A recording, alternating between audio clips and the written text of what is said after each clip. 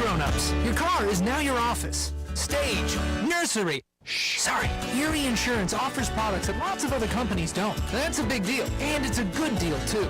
And with Erie, you get your own independent agent, not a giant corporate call center or some online robot. You meet with a real person, like this. Your Erie agent in Spencer is the Ashley Insurance Agency. Get a quote at 304-927-2175. Erie Insurance. Our house is a very, very, very fine house.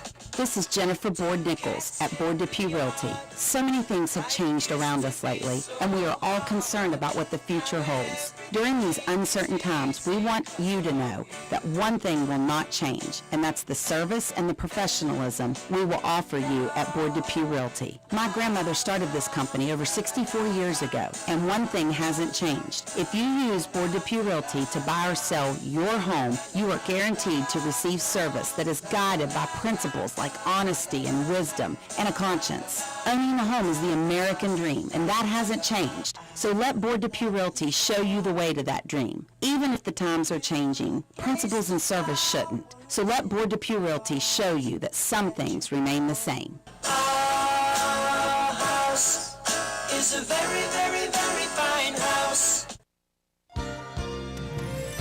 Hello, this message comes to you courtesy of Brandon Dental Associates, conveniently located on Hospital Drive in Spencer, West Virginia.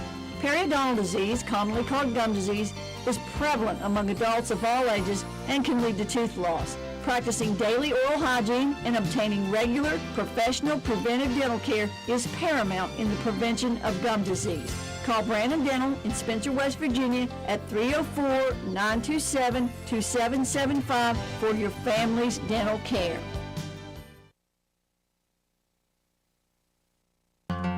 Calhoun Banks is your hometown bank. We've been serving Calhoun and the surrounding areas for over 120 years. We offer many financial and banking services, including commercial, online and mobile banking, mobile wallet, our annual Deals on Wheels loan sale, home and construction loans, and we specialize in land-only loans. With offices in Grantsville, Arnoldsburg, Elizabeth, and Glenville, we are ready to serve the needs of all of our communities. Stop in and see us at one of our 4 locations today. Visit our website at calhounbanks.com and follow us on Facebook and Instagram at Calhoun Banks WV.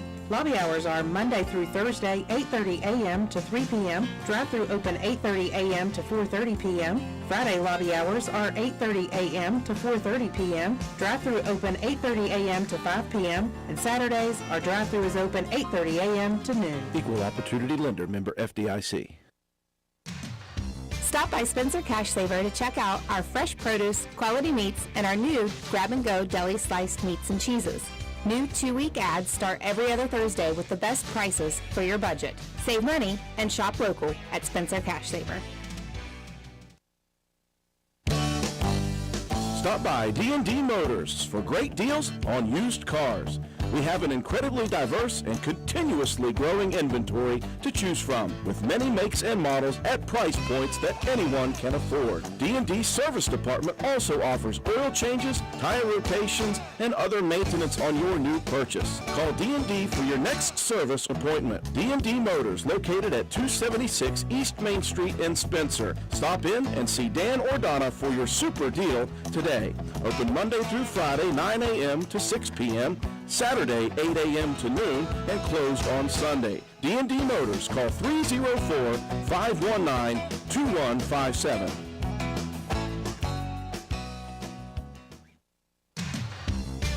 DW Excavating, LLC, located in Spencer, West Virginia, is a locally owned and operated business proudly serving Roane and the surrounding counties. DW Excavating has all the equipment to meet your dirt work needs, including dozers, skid steers, excavators, and a dump truck. We specialize in driveway and road construction, culvert repair and installation, property clearing, utility line installation and repair, and much, much more. Call us at 304-532-2968 or find us on Facebook at DW Excavating LLC. Don't delay, call us today to schedule your next project. DW Excavating LLC is a proud sponsor of Roane County Raider football. Go Raiders! Let Diane Williams Insurance at 217 Church Street in Spencer help you with the coverage you need. Homeowners, farm owners, vacant home, mobile home, motorcycle, farm equipment, and ATV. If you have a business, we can help you there also. Whatever your insurance needs, let Diane Williams find you the best coverage. Diane Williams, 217 Church Street next to the courthouse. Call 304-927-5656 or email us at dianewilliams@suddenlinkmail.com. Serving Spencer and Roane County for over 60 years. Open Monday through Friday, 8:30 a.m. to 4:30 p.m. Visit the Garden Fresh Market in downtown Spencer. We stock fresh produce arriving daily. Let us create meat and cheese trays or veggie and fruit trays for your next event. Our kitchen is open daily, eat in or carry out, Monday through Saturday, serving breakfast, lunch, and dinner with daily specials available. We also sell fresh flower arrangements at Taylor's Floral. The Garden Fresh Market. Give us a call at 304-927-5109 or stop in and see us at 229 Ripley Road in downtown Spencer. And let's go Raiders! Some people are just obsessed with their lawns. They'd cut their grass with a pair of scissors if they could. Thanks to Gravely, they don't have to. You see, Gravely makes not only the best built and most comfortable lawnmowers, but they also leave your house looking like a doggone country club. So whether you're a commercial landscaper wanting the best or just a perfectionist homeowner, you can't do better than a Gravely. Your local Gravely dealer is Richard's Lawn and Garden, located at 130 Main Street, Spencer, West Virginia. Phone number 304-927-4580. Be sure to visit our showroom across the street right beside the T-Mobile building. Did you know Hardman's is now stocking Trex decking? That's right. You don't have to worry with staining your deck anymore with Trex decking. We have 3 colors in stock to choose from, so you can buy it today and install it tomorrow. Ask about special financing options and enjoy your new deck all summer long. Looking to beat the heat and upgrade the inside of your home this summer? Call Rachel in Ripley or Tracy in Spencer about new carpet, hardwood, tile, or luxury vinyl flooring. Many of these options are in stock and ready for you to take home today. Maybe you want to give your walls their best look? Come in and pick out your new favorite color or have us color match to the one you just can't live without. Our Best Look Paint and Primer in One is your only choice for superior quality at an affordable price. Hardman's, our family serving yours since 1907. Is your grass already growing so fast it looks like a hayfield? Then you need to go see the professionals at Hildreth Supply.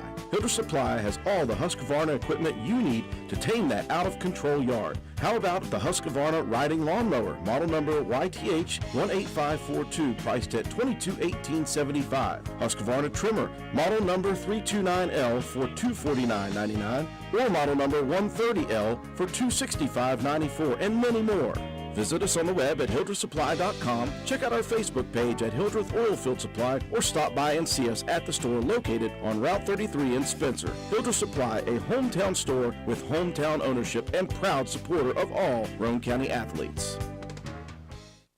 Hi, this is Lisa Simmons inviting you to join the team of savings and visit Honest Fred's Flooring at 373 East Main Street, Arnoldsburg Road. We're the largest flooring warehouse in town, and it's fully stocked with the latest trends in floor covering. All first quality with fair pricing, great values, and professional installation. Stop by or call today, 304-927-8082, or check us out on the web. Take a small drive to big savings. HonestFreds.com.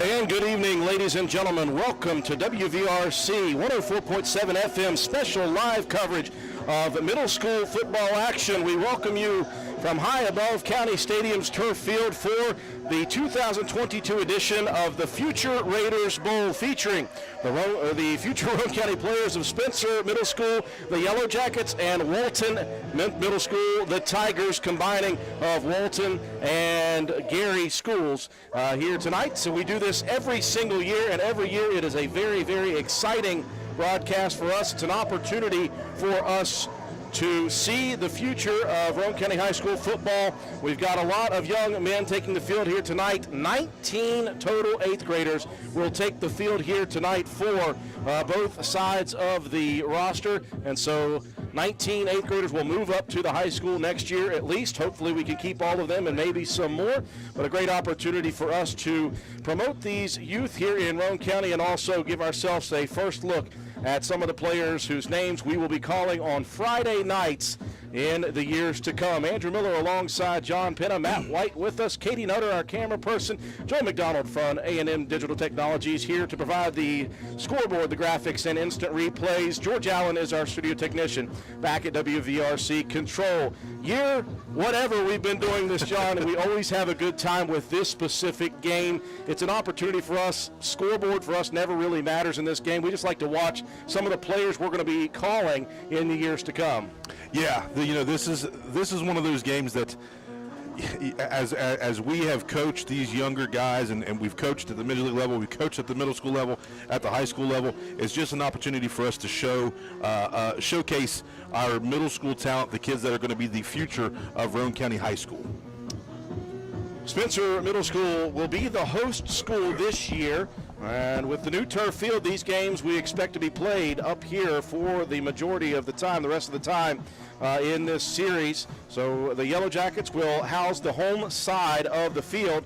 They'll be in all blue uniforms with bright yellow numbers, and they've got the blue helmets. This is very, very eerily similar to the 1990 and 1991 Spencer High School teams who wore all blue for many of their games. Walton in the all-white uniforms. They got new uniforms this year, and they are very, very sharp all the way from up here. I can't see them, but I know what they look like. They've got some tiger stripes on them, and they've got all white with green, obviously, for the Walton and Gary team together as the Walton Tigers here. Let's take a look first off while we've got a few seconds here at the starting lineups for both the teams. Walton is the visitor, so let's start with them on offense, Matt White. Yeah, across the front line, you've got a 5'6", 190-pound 8th grader, Nathan Chapman. You got the 5'9", 177-pound 7th grader, Eli Mace, a 5'2", 144-pound 8th grader in Logan Baird. You got a 5'3", 275-pound 6th grader in Sawyer Paxton. And the 5', 133-pound 8th grader, Lucas Starcher, across the front line. Two tight ends for the Tigers. First off, the 5'7", 166-pound 7th grader, Fisher Boyd. And the 5'4", 144-pound 8th grader, Ben Martin. In the backfield, we've got a wide out in 4'10", 104-pound 7th grader, Tristan Knight. In the backfield, you've got the 5'7", 153-pound 8th grader, Jace Miller, along with the 5'9", 202-pound 8th grader, Leo Rogers. And manning the helm for the Tigers, 5'10", 153-pound 8th grader, Colton Starcher. A 5'2" defense for the Yellow Jackets. Defensive ends, Jared Landers, an 8th grader, goes 5'11", 227 pounds. And defensive end, 8th grader Traven Lesher, a 5'11", 193-pounder. Defensive tackles, Quentin Cooper, the 8th grader, 5'8", 198. And Joey Starcher, 8th grader, also 5'8", 210 pounds. Your nose tackle is Wyatt Greathouse, the 8th grader, 5'5", 218 pounds. A pair of linebackers in 8th grader Brody Proctor, 5'8", 130. And Cody Howard, the 6th grader, 5'4", 106. Your corners, 7th grader Evan Greathouse, 5'4", 117 pounds, and 8th grader David Rowe, 5'3", 101. Your two safeties, Javon Letourneau, 5', 124, and Carson Casto, the 8th grader, 5'3", 140. The front five for the Walton Tigers, the 5'7", 153-pound 8th grader Jace Miller. And the other end is the 5'4", 144-pound 8th grader Ben Martin. Up the middle, defensive tackles, Eli Mace, 5'9", 177-pound 7th grader. The other tackle, 5', 133-pound 8th grader Lucas Starcher. And the nose guard, 4'7", 104-pound 6th grader Bryson Kraft. The linebackers, you've got the 5'10", 153-pound 8th grader Colton Starcher. Now you've got the 5'9", 202-pound 8th grader Leo Rogers. You've also got in the middle linebacker spots the 5'7", 166-pound 7th grader Fisher Boyd and the 5'6", 190-pound 8th grader Nathan Chapman. And the defensive backs, 5'2", 79-pound 8th grader Sam Clauser and the 4'10", 104-pound 7th grader Tristan Knight. For the Yellow Jackets along the front line, left tackle, 8th grader Jared Landers, 5'11", 227. Left guard, Quentin Cooper, the 8th grader, 5'8", 198. Your center, 8th grader Wyatt Greathouse, 5'5", 218. Your right guard is the 8th grader Joey Starcher, 5'8", 210. Right tackle, Traven Lesher, 5'11", 193-pound 8th grader. Your wideouts, Evan Greathouse, 5'4", 117, 7th grader. 6th grader Cody Howard, 5'4", 106. In the backfield, 3 running backs, Carson Casto, 5'3", 140, 8th grader. Colton Ash, 5'1", 147, 7th grader. And Brody Proctor, 5'8", 137-pound 8th grader. Running the helm is the 7th grade QB, Javon Letourneau, 5', 124 pounds. Spencer Middle School winning the toss, selecting to go on offense to begin. It will be Colton Starcher kicking off. Back deep for the Yellow Jackets, Brody Proctor and Peyton Dennis. Appreciate everyone joining us here on our special live coverage, not only on the radio here tonight, but on our YouTube live channel. Starcher approaches, a high, shallow kick, lands at the 30, taken by Dennis near side. Dennis wrapped up after a couple of yards gained. Nice coverage by Leo Rogers. Yeah, nice open field tackle there. Kick high enough to where the defense was able to get down and make that nice stop. You know, these kids played together last year, Drew. Walton didn't have enough to field a team, so a lot of these kids played together last year, and they've played together throughout Midget League since C-Team. There was a threat that neither side would have enough this year, and it turns out both sides do. 1st and 10 for the Yellow Jackets at their own 33. Left to right, they will travel across your radio dial. Handoff, Brody Proctor goes outside, cuts it back against the grain, looking for room to run. A flag comes down, the ball pops loose. It's on the ground and recovered by Walton. Looks like Bryce Kraft on the recovery. Proctor was moving back and forth looking for open room to run. I think that caused possibly, John, a holding call. Yeah. Obviously, Coach Scotty Blackwell will say, no, thank you. We'll take the turnover. See here, Drew, as the scrum kind of went on, and you seen Colton Starcher kind of pop the ball out, and then Kraft was on the spot there. Our instant replays shown by A&M Digital Technologies. Colton Starcher right there popped it out, and my man Kraft. Yeah, we had a little bit of rain come through, so it might be a little bit slick at the moment. 1st and 10 after the turnover for the Walton Tigers at the Yellow Jacket 36. Right to left they'll go. Shotgun for Starcher. Colton rolling, looking to pass. He's got pressure, dumps it deep down the field. Good pursuit, and that is picked off by Javon Letourneau. Letourneau to the 25, out to the 30-yard line, and Javon Letourneau takes it right back for the Yellow Jackets. Yeah, he just good coverage there, Drew. It was one-on-one. You saw Rogers take off and look to go out. He had pressure, though, and did Colton Starcher, threw the ball up, and Letourneau did a great job of getting his head turned around. Starcher's intended target fell on the play. That left Letourneau wide open. 2 plays, 2 turnovers. Great plays by the defenses of both the Yellow Jackets and the Tigers. Yeah, we talked about this throughout the week, Drew, that this was going to be a defensive battle, we thought. We're in the first quarter, 7:21. Second possession for Spencer Middle School at their own 32. They'll sail left to right. Letourneau hands it off. Second man through into the pile. Is that Casto? Looks to be Casto. You can tell by the teal blue shoes down there. That's a dead giveaway. I did not know that. Carson, first-year player a couple of years ago, really showed some potential. Yeah, Carson broke his collarbone in the first game against Summersville, so good to see him back and being able to play this season. It's been a tough season for both of these programs, and they have a chance here, both of them, to get one in the win column against their buddies off the field. Right. Gain of 1 by Casto, 2nd down and 9. The handoff this time to Howard. Off tackle, Cody Howard fighting for yardage. Cody Howard looking a bit the way of Begler, backing down for an extra couple of yards and a first down. Yeah, I was able to be here last week, Drew, and watch a little bit of the game. Cody Howard, just a sixth grader, but runs very hard, very impressive, wearing that number 44 like his older brother did for me back in the day. And his older brother Eli, a member of Roane County High School's varsity program. On the offensive and defensive lines, the chains will move on the first down carry. 1st and 10 at the 44 for Spencer. Quick hitter up the middle. Casto met at the line of scrimmage. And who was the big body in on that play? It was number 84. That's Nate Chapman, good buddy of mine.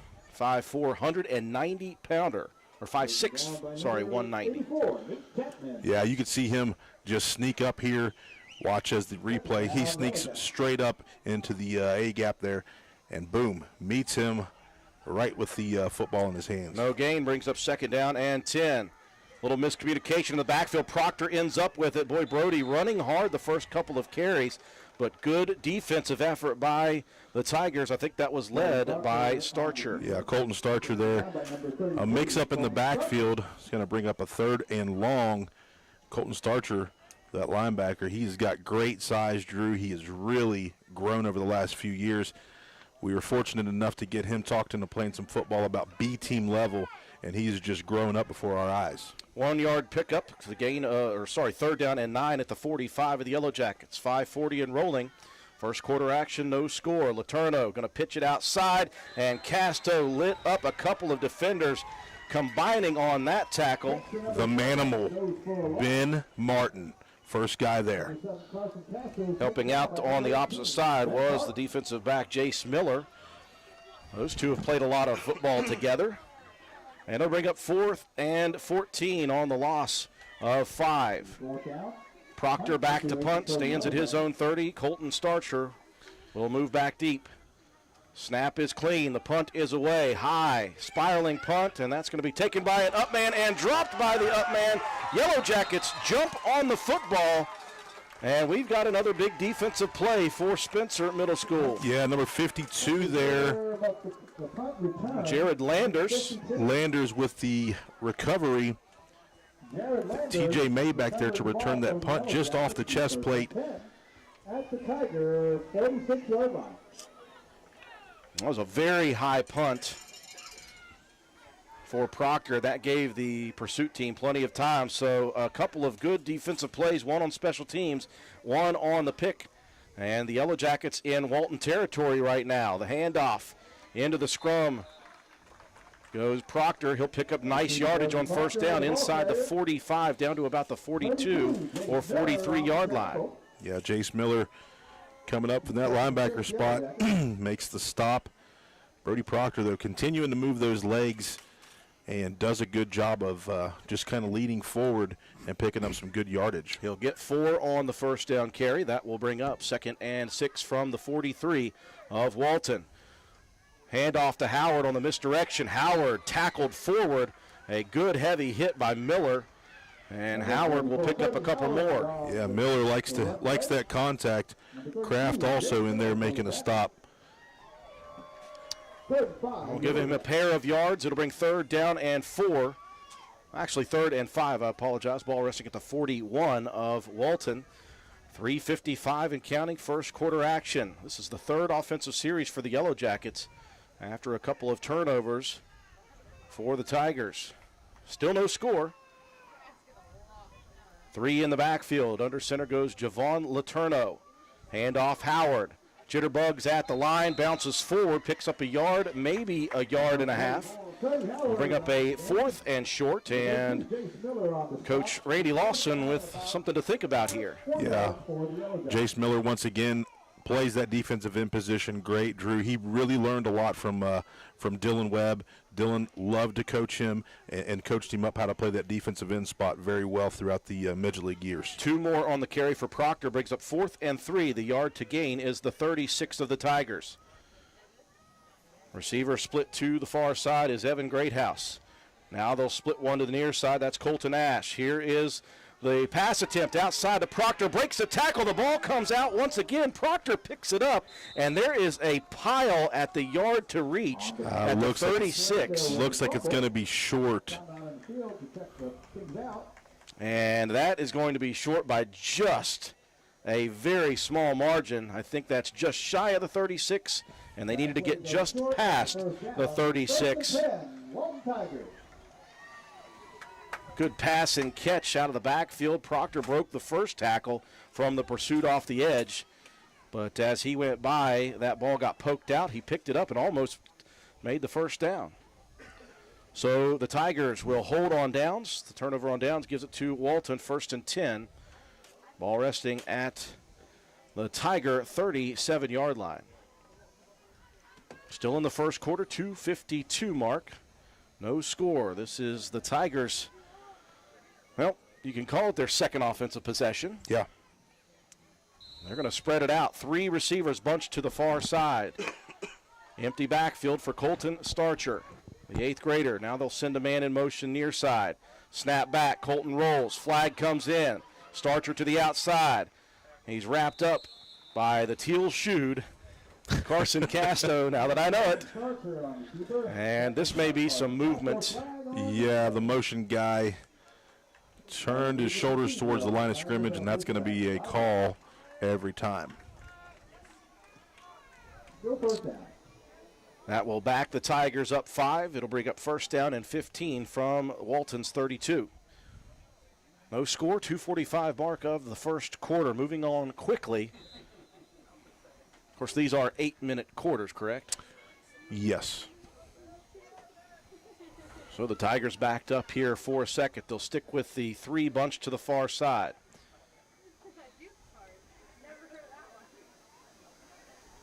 Starcher will send Knight in motion. And again, a flag comes flying in. And again, I think this time it's going to be not on the motion man, but one of the guys split wide. You got to keep your feet set. You got to keep yourself set in that situation. So the Tigers moving the wrong way here on their second offensive possession. They're backed up to 1st and 20. And the ball now spotted at the 27 of Walton. They move right to left. Starcher alone in the shotgun once again. Knight comes across in motion. Snap back. Another penalty comes flying in. And it looks like this time it's going to be on the Yellow Jackets. I saw Coach Scotty Blackwell on the sideline rip the hat off, thinking, a third one? So some penalties, some turnovers, and we're still at a scoreless game here in the first quarter with 2:43 left to go in the Future Raider Bowl. Sometimes people call it the Future Bubby Bowl. I think you call it. No. The little Raider Bubby Bowl. I think Bill Jack was the one that came up with that one. So we have moved 3 separate times without a play to be run. It's now 1st and 15 once again at the 32 of the Tigers. They'll go out of that 3-wide formation. Fully loaded backfield. Under center goes Colton Starcher. Hard count, and we've got another penalty. And whoever the side judge is on Walton's side is busy. He is. He's going to have we're going to get some ice for this guy. Brad Nichols, get him some icy hot to rub on that thing at halftime. 4 straight penalties, and we're right back to where we began. 2:14 and rolling in the first quarter. No score. Walton now back to 1st and 10 from the 36-yard line, 37-yard line. Starcher goes under center once again. The fully loaded backfield. Quick hitter up the middle. That's Leo Rogers. This young man has got himself built up pretty nicely as an 8th grader. Yeah, he's got some good size. You look down, and it looks like Lesher was the first guy in there on the tackle. Brody Proctor in there helping take down the big Leo Rogers. He's 5'9", 202 pounds. Put the shoulder down, went forward for 4 yards out to the 41. Brings up 2nd down and 6 with 1:30 rolling here in quarter number 1. Future Raiders Bowl. Stick eye formation. 3rd man, that's Knight, into the pile of blue jerseys. Ball's out. Ball is out. Ball comes loose. They're saying 3rd down, so Walton recovered. And Tristan Knight there.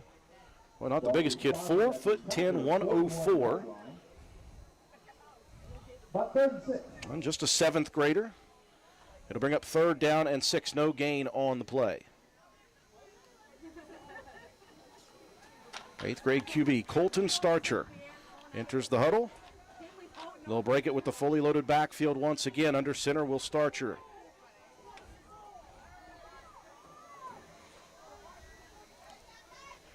Snap back, gives, second man through. That's Jace Miller, and he is locked up at the line of scrimmage. And the first man to get there was Traven Lesher. Yeah, Traven Lesher, a good-sized kid. He did a nice job, perfect wrapped-up tackle. Looked like a double leg to me. Brings up 4th and 6, and now Coach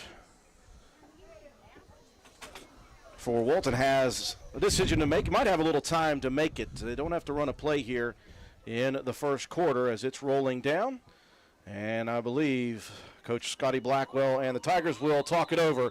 Quarter number 1 in the books here from the Future Raiders Bowl. No score, 0-0. Hi, this is Lisa Simmons inviting you to join the team of savings and visit Honest Fred's Flooring at 373 East Main Street, Arnoldsburg Road. We're the largest flooring warehouse in town, and it's fully stocked with the latest trends in floor covering. All first quality with fair pricing, great values, and professional installation. Stop by or call today, 304-927-8082, or check us out on the web. Take a small drive to big savings. HonestFreds.com. We welcome you back to County Stadium after 1 quarter of play. No score here in the Future Raiders Bowl. The Yellow Jackets of Spencer Middle School and Gary and Walton combining for Walton Middle School. And the Tigers have it 4th down and 6 from their own 41-yard line. We'll see what Coach Scotty Blackwell and the staff decide to do here with this play. We've had a couple of turnovers for both teams. Some turnovers and some penalties was the name of that quarter. And in between that, some very good defensive plays by both sides. Yeah, you saw some nice wrap-up tackles. Great coverage by Javon Letourneau there on that interception that he had. Colton Starcher for Walton poked the ball out, and a nice recovery by Kraft. Looks like the Tigers are going to go for it. I called it 4th and 6. It's actually 4th and 5. Or is it 6?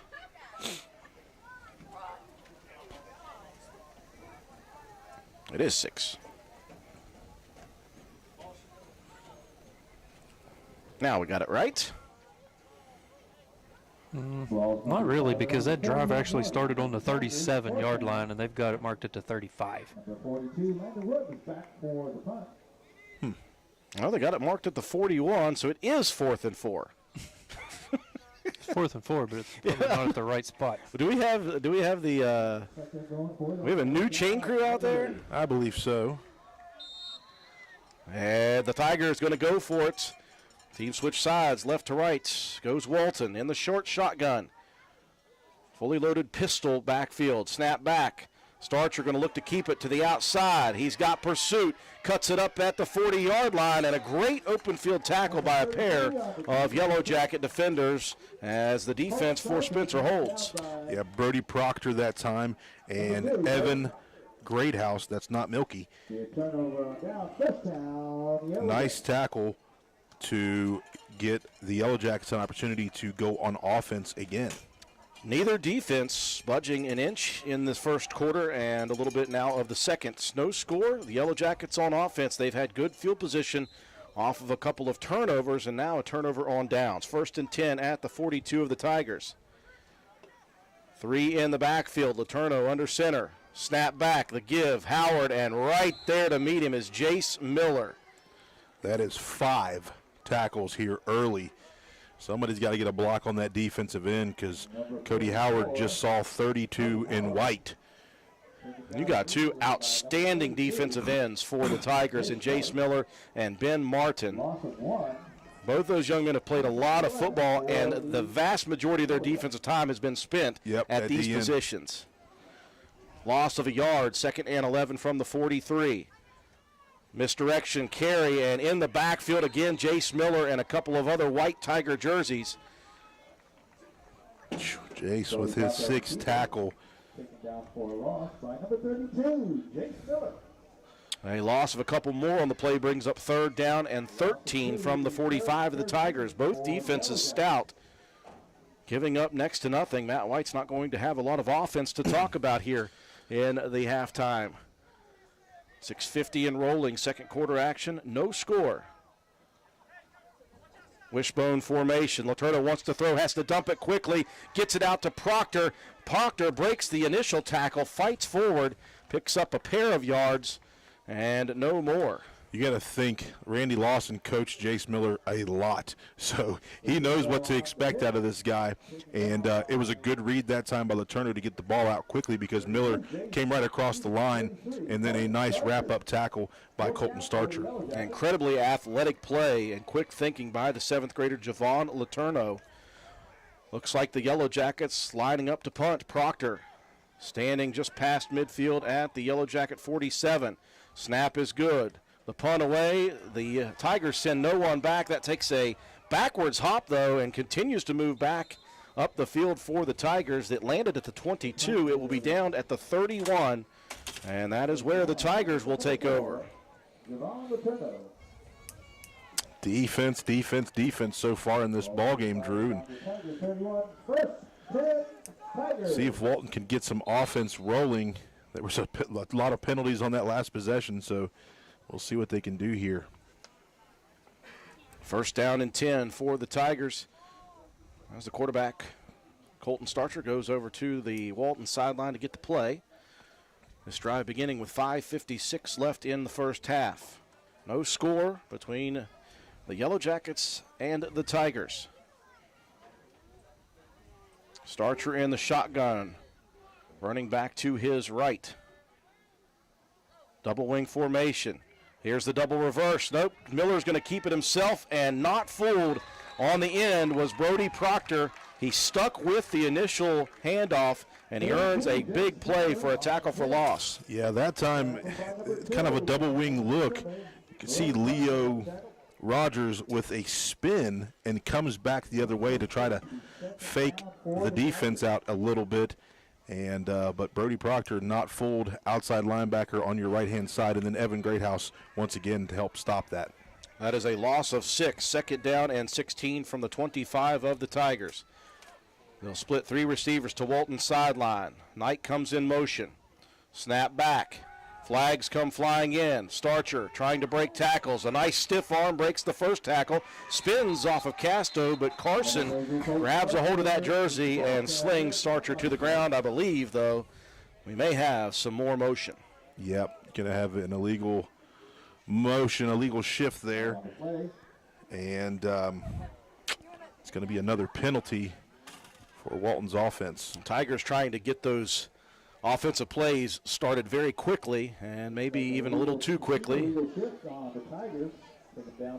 So the Tigers will be backed up 5 more yards. That will bring up 2nd down and 21 yards, and a timeout coming for the Tigers. 2nd and 21. When we return, no score here from the Future Raiders Bowl.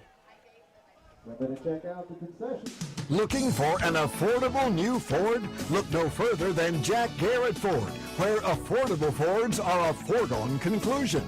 Check out the 22 Ford F-150 Lariat and STX, both with 3.5 EcoBoost, and 3 new 22 Ford EcoSport 4-wheel drives, starting at only $26,805. Better get one today while they're available at Jack Garrett Ford, Ripley Road, Spencer. And again, last second, there was enough players for both sides.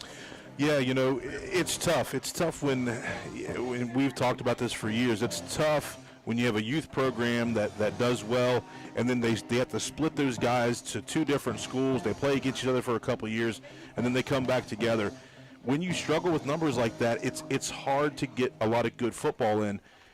You need to combine both of those teams, I think, and it makes it rough on these guys. It would be a lot easier for these guys if they didn't have to separate themselves. But it is what it is at the moment, and both teams getting some time on this field. 19, by the way, 8th graders between the two teams. 9 on Walton's side, 10 for the Yellow Jackets. Second 21 from the 20 of the Tigers.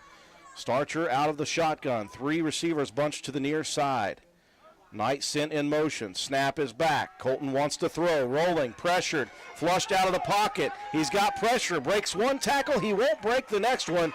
And the sack coming for Christian Hall.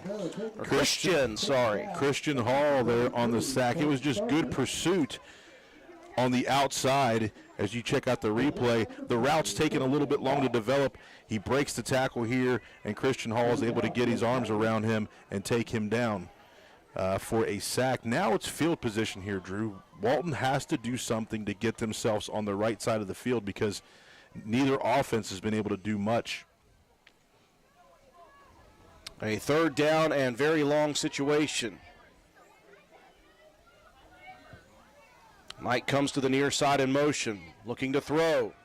Starcher sets his feet, launches it over the middle, too strong, and it's picked off. Here comes Landon Williams down the sideline, looking to get past Jace Miller. Great recovery by Miller, lays the heat, but a second defensive interception by the Yellow Jackets. This time, young Landon Williams does it. Yeah, just a dart over the middle. Landon Williams turns into a receiver here, Drew. You can see by the lime green socks that he's moving down the field. Jace Miller with another tackle, though, and Spencer on their side of the field with nice field position.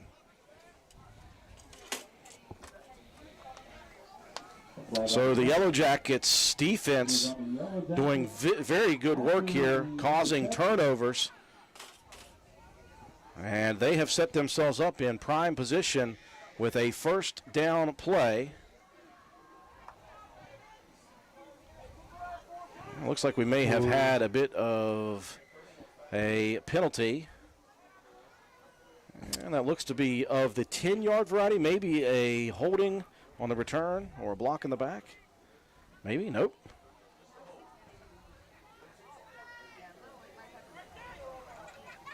There was a block in the back. Holding is the call on the Yellow Jackets. Yeah, I think that was a block in the back. Did he call that or did he call? Okay. Yeah. So it will be 1st and 10 from the Tiger 30 for the Yellow Jackets. 4:03 mark here in quarter number 2. No score between the Yellow Jackets and the Tigers. Here's the pitch outside. Cutting it back is Howard. Howard puts the shoulder down and fights for what he can get. He goes right up against the much larger Leo Rogers, picking up a yard on the tough carry. Yeah, Leo Rogers just stayed home and filled that gap. Kind of a little bit of a slow developing play off the pitch, but Howard did a great job of trying to cut that thing up inside, but Leo Rogers there waiting. Howard, just a 6th grader, John, first-year football player. Wishbone formation, Letourneau under center. Here's the quick hitter. That's Carson Casto. Somebody got in there very quickly, and that was Boyd. Yeah, number 12. Fisher Boyd was the first to grab a hold, and he held up the runner Casto for the rest of the Tigers to pounce. Oh, meow. Clock continues to roll. 3 minutes and 10 seconds and counting here in the second quarter. No score between Walton and Spencer. 3rd down and 10. Ball resting just inside the 30 at the 29.5. Receiver split to both sides. 3 in the backfield. Letourneau under center. And we've got some trouble brewing in the backfield. Proctor late to take the handoff, and again, right there are the white jerseys of Ben Martin, Colton Starcher. Miller was right with them. Yeah. That play, they're trying to kind of counter back, and it's just not developing fast enough, and that Tiger defense just clamping down on that in the backfield. 4th down and 15, punting situation for Proctor, and that's what they're doing. They're playing the field position battle. Proctor dumps one down at the 15, takes a sideways bounce to the 10, down to the 5, down to the 2, and that is going to be marked at the 1-yard line. Landon Williams hustling down to get that one before it goes into the end zone. Yeah, and this is a position you do not want to be in if your offense hasn't been clicking. The ball just hits and rolls like a watermelon sideways, but Landon Bright Sox Williams there with the slide and scoop. One of your weaker attempts at a nickname. Listen, So now Yeah, you're Red looking Sox. at the defensive situation, John, and you've got to be very careful if you're the Walton Tigers in a 0-0 game. You're in that area where you don't need to mess around in the backfield. You need to go north and south. Yeah, you've got some size in the backfield. You want to get that ball into their hands and just let them get up the middle and get themselves out of the shadow of the end zone. Starcher will go under center, 1st and 10 at the half-yard line. I wouldn't doubt it if this is a quarterback sneak. It is, and there goes Starcher, breaking through the secondary, slung to the ground, not before. He picks up 19 yards. That's what you got to do when your back's against the wall. Just run your big guys up the middle, and Colton Starcher does not disappoint here on this play. As you can check the replay. Breaks the tackle quick, another one, and then Christian Hall holds on and is able to bring him down. That gets the Tigers a little bit of breathing room on one play. Still 2 minutes and rolling here in the first quarter. Tigers can try to work now. 1st and 10 at the 20. Starcher communicating with his backfield. Bit of a stick-eye formation. 3 lined up back to back to back. Here's the pitch to the second man. That's Jace Miller to the outside. Great form tackling on the edge, though. Is that Letourneau the first to get there? Yeah, Letourneau the first one to get there to make the initial stop. A pitch out of the stick eye goes to the middle guy here, Jace Miller. And good job pursuit by the defense. Cody Howard also in there to help clean that one up. We are nearing the 1 minute mark of the half. Zeros on the board for both teams. 2nd down and 8. Ball resting at the 22 of the Tigers as they move left to right. Knight and Rogers switch from the right to the left side, spread out in formation. Starcher out of the shotgun. He's got Miller right beside him. He's going to look to throw, dumps it outside. Rogers makes the grab at the 25, out to the 30 before he is dropped by the corner. That was Proctor. Good pitch and catch from Starcher to Leo Rogers. And they'll call that one enough for the first down right at the 30-yard line. 42 seconds remaining. And the Tigers are going to burn their second timeout, try to work with 42 left on the clock. Hey, are you serious? I like a good laugh. I bet you do too. Which is why I say, if all those insurance companies want to spend $1 gazillion on funny TV ads, go right ahead, as long as it's not my money that's paying for it. Here's how you get seriously good auto, home, business, or life insurance. Go to Erie Insurance. With Erie, a great price is just the start. You get unbelievable service, independent agents you can really trust, and superior products like Erie Rate Lock. You hear that? Rate Lock. Name says it all. For car insurance, it can't be beat. But hey, don't just take it from me. See for yourself why more than 90% of Erie customers stay with them year after year after year. Seriously. Your Erie insurance agent in Spencer is the Kirby Insurance Agency. Get a quote at 927-2544. That's 927-2544. Or visit kirbyinsurance.com. 42 seconds remaining, 1st and 10 after the pitch and catch from Colton Starcher to Leo Rogers at the 30 of Walton. 1 timeout remaining for the Tigers. Snap back. Starcher going to launch it deep down the sideline. He's got Rogers, who just broke free at the last second away from his defender, but the pass goes strong. And that could have been a bomb. Yeah, that was just over his head. You could see the arm strength of Colton Starcher there, Drew. Nice coverage, though, for that second. You had Christian Hall out there as Coach Burdett walks by. But the ball just out of the outreach hands of Leo Rogers. That takes 5 seconds off the clock, 37 remaining. 2nd and 10 from the Tiger 30. Moving left to right for the final 37 seconds. Starcher in the shotgun with Jace Miller to his left. Pair of receivers to the left. Snap back. That's direct snap to Miller. Out on the edge is Letourneau. Letourneau falling down. Grabs for whatever he can get, and I think he got the shoelace.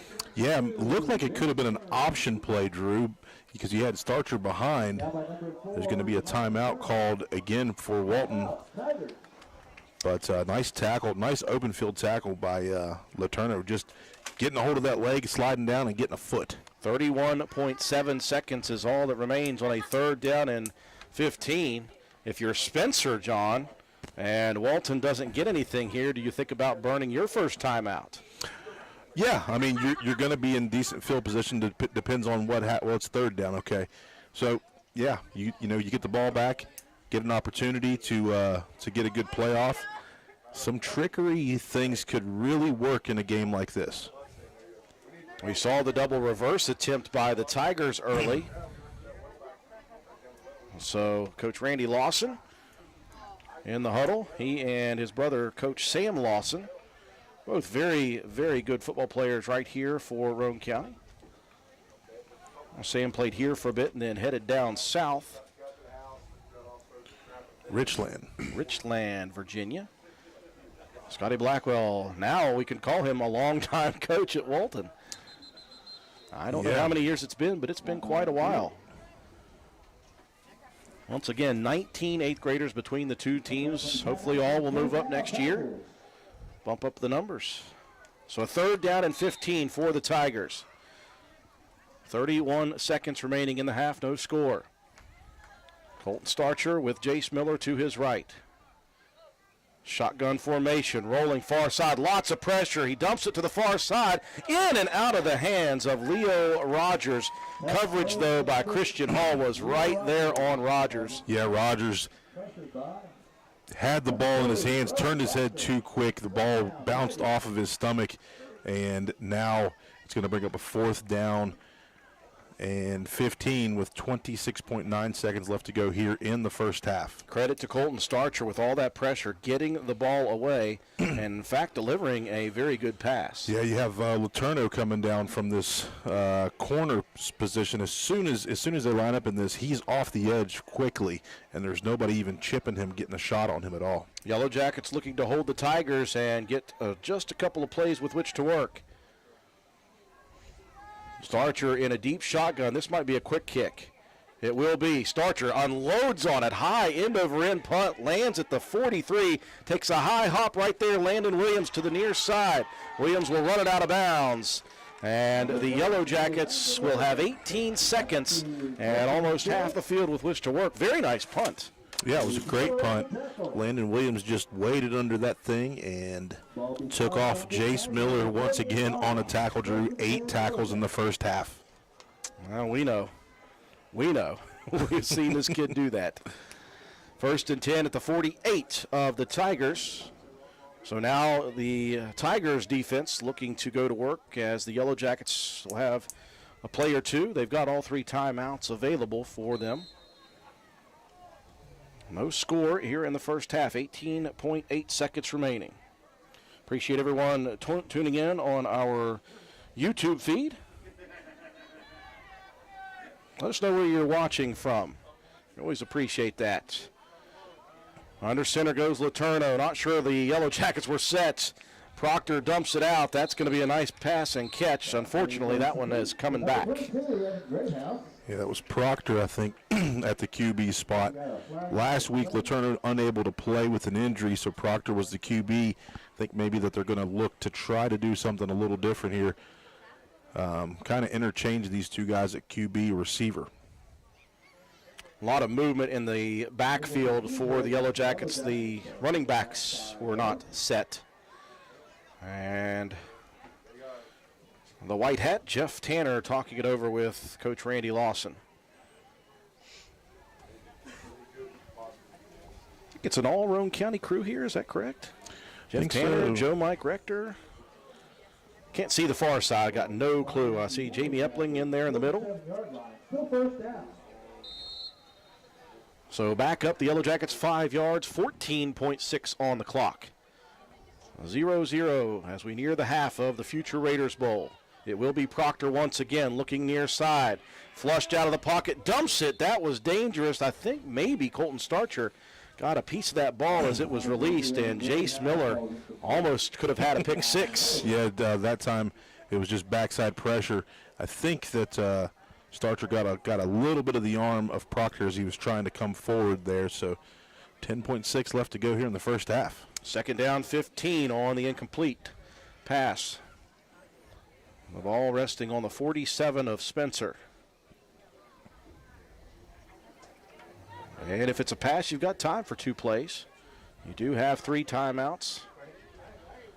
2 receivers near side, 1 to the far side. Proctor goes under center. Snap is back. Brody's going to be flushed out, gets to the outside.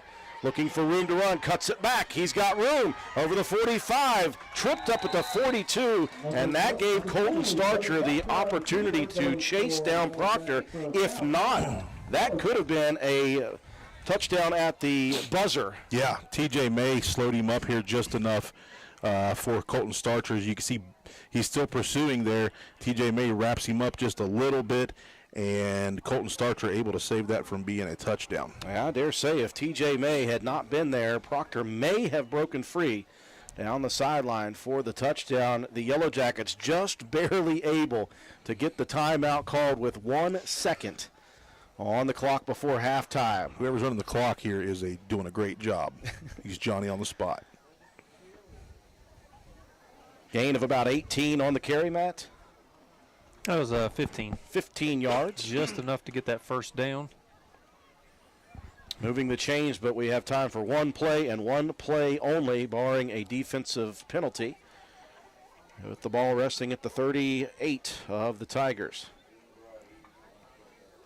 Coming up at halftime, after a quick break, we'll bring Coach Paul Burdett in. Talk about this game, talk about the big one coming up on Friday. Last road trip of the season for Roane County, unless they take a trip to Wheeling. That's the only trip that I want to take. Yeah, it's the only one I would love to take next. Yellow Jackets to the field. They'll spread 2 to the near side. And 3 backs in the backfield. Shotgun for Proctor. Snap is back. Brody looking to the near side. He's going to be flushed to the far side. Jace Miller with the protection over to the far side, breaking a tackle at the 40, spinning off another tackle. Here comes Proctor to the near side. He'll cut back again. He's got nothing but white jerseys around him. Breaking free again. Proctor, he'll lose 2 yards after a 50-yard carry. A very electric player is Brody Proctor, and he stands up and he just shucks his hands up like, what do you want me to do, man? I did all I could on that play. A very good defensive effort from both sides. We're blanked on both sides here at the half. 0-0 in the 2022 Future Raiders Bowl. Take a break for our sponsors. Come back, recap the first half, have your statistics. We'll talk with head coach Paul Burdett after this. Vote Matt White for Roane County Clerk. I'm a lifelong resident of Roane County and a 2001 graduate of Roane County High School. I've spent the last 18 years working in service of the public at Roane General Hospital and the last 10 years helping to cover youth sports here on WVRC. I've had the privilege of watching my father for the last 24 years, and I understand firsthand the amount of time and dedication it takes to be a successful county clerk. It's about the people knowing that when they walk through the door, they will be treated fairly and with respect, no matter the situation. The county clerk should always be the face of the office and not just a name on the door. If elected, I promise to continue with the same standards of hard work and service to the people of Roane County and the surrounding communities that you've all come to know and expect. Thank you for your support in the upcoming election. Vote Matt White for Roane County Clerk. Paid for by the candidate. Hungry? There's only one place to go to satisfy a hunger that big any time of the day or night. McDonald's in Spencer. Choose from the famous Big Mac, quarter pounder with cheese, add fries and sweet tea, and you've got a meal that can't be beat. Start your day off right with the best breakfast in town. McDonald's in Spencer. Egg McMuffin, sausage, egg, and cheese biscuit, hot cakes, sausage burrito, add a cup of premium coffee and a hash brown. Great prices every day. McDonald's in Spencer. I'm loving it, and so will you. We welcome you back to County Stadium at the half. A defensive battle between the Spencer Yellow Jacket Middle School team and the Walton Tiger Middle School team at the 2022 Future Raiders Bowl. We're very happy to be joined by head coach Paul Burdett up here in the booth. This is always interesting because you've been able to watch some of this game from the press box. I don't know how long it's been since you've been able to do that as a coach. It's been a while. Been quite a while. I know when you first started your career, you may have been up on top once in a while. But so you get a chance to watch 19 eighth graders, by the way, 9 on Walton's side and 10 on the Gary, or 10 on the Spencer side, 9 on the Walton Gary side. We've got some good, talented athletes. We always talk about, we wish that these two teams didn't have to play against each other. We wish that there was one team put together to give the Roane County kids the best opportunities, but you give a lot of kids a chance to get to play the game of football. You get some new kids in there.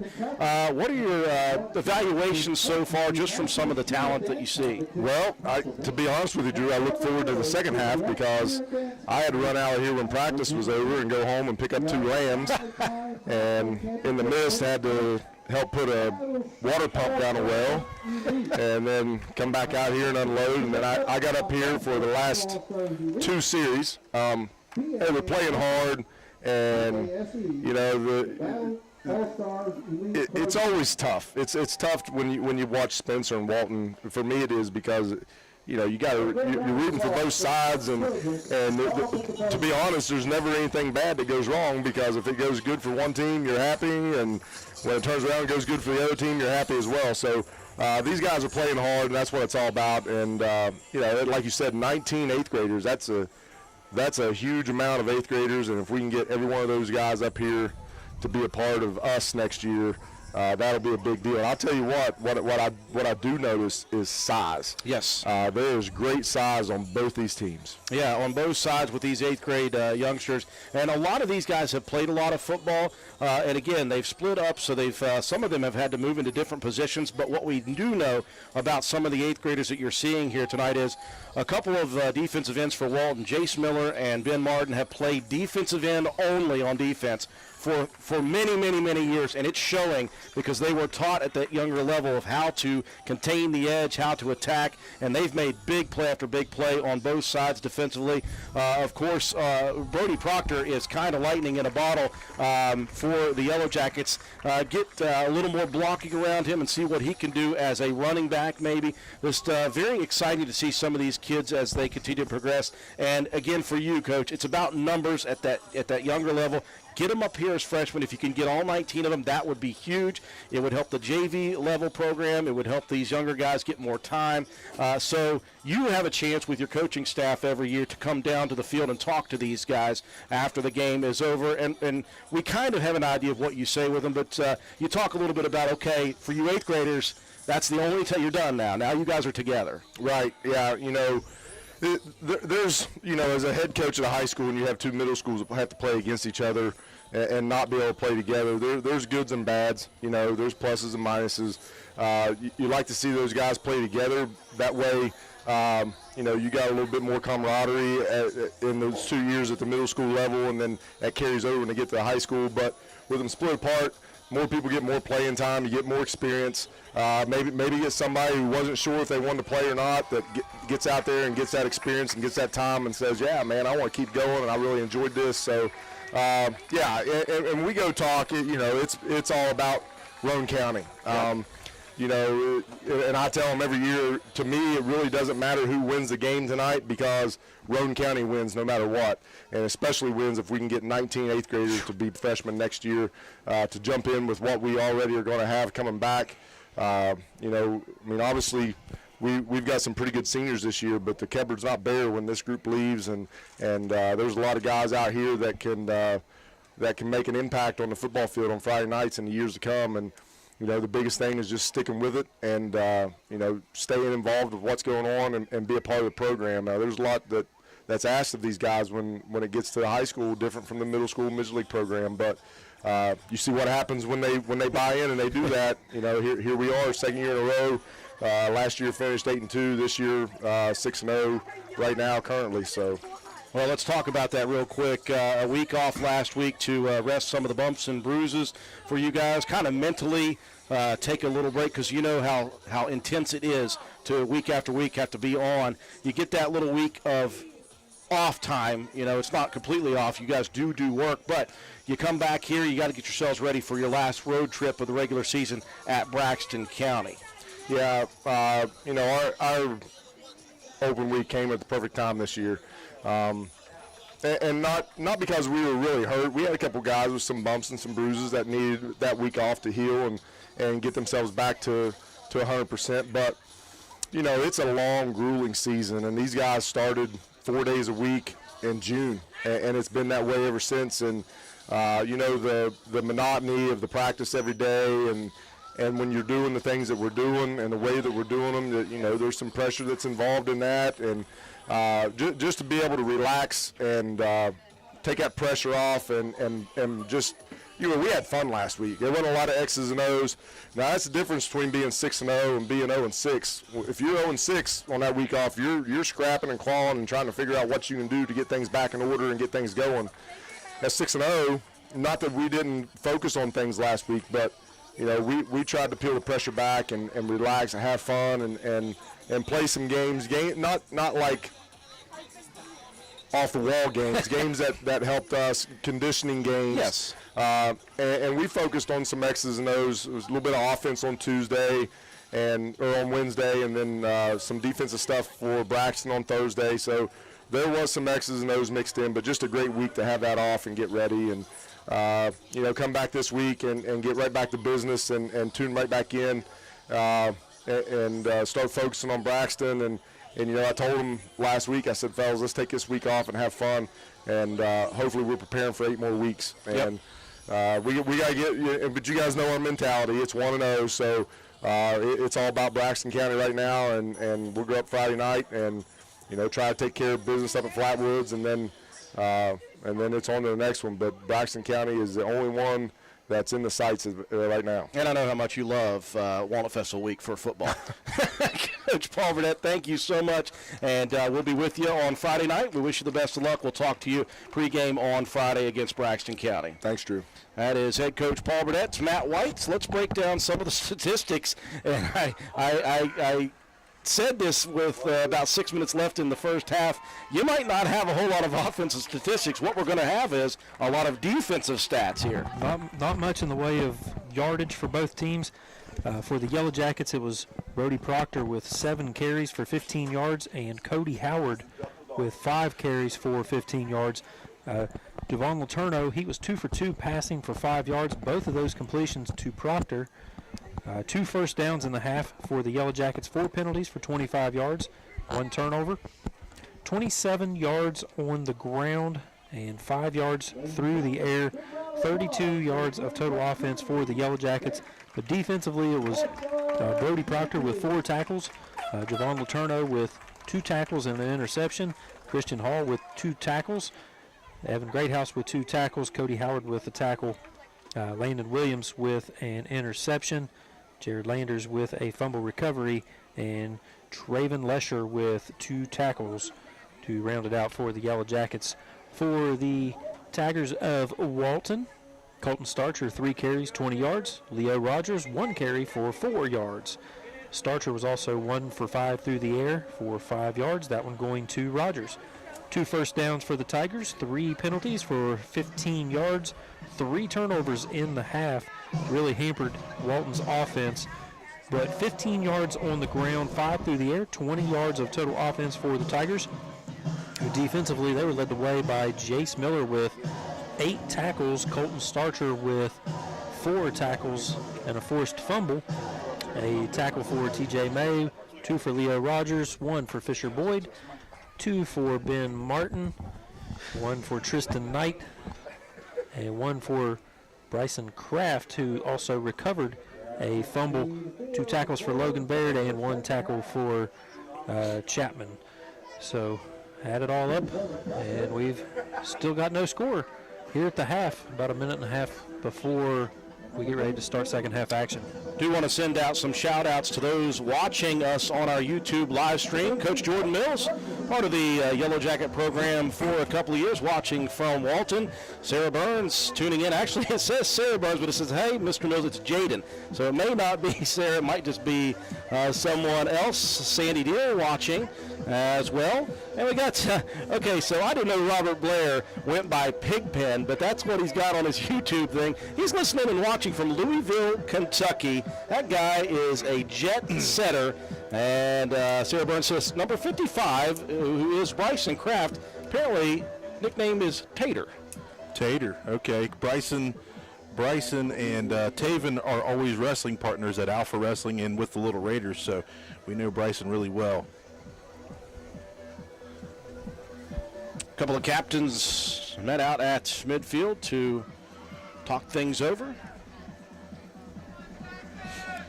Again, these young men on the field tonight is really their final requirement school-wise this week, and they'll have tomorrow and Friday off. I expect I'll see a bunch of these guys running around the town tomorrow. Day 2 of the 68th annual Black Walnut Festival in full force. We'll be out and about throughout the week doing our live remotes.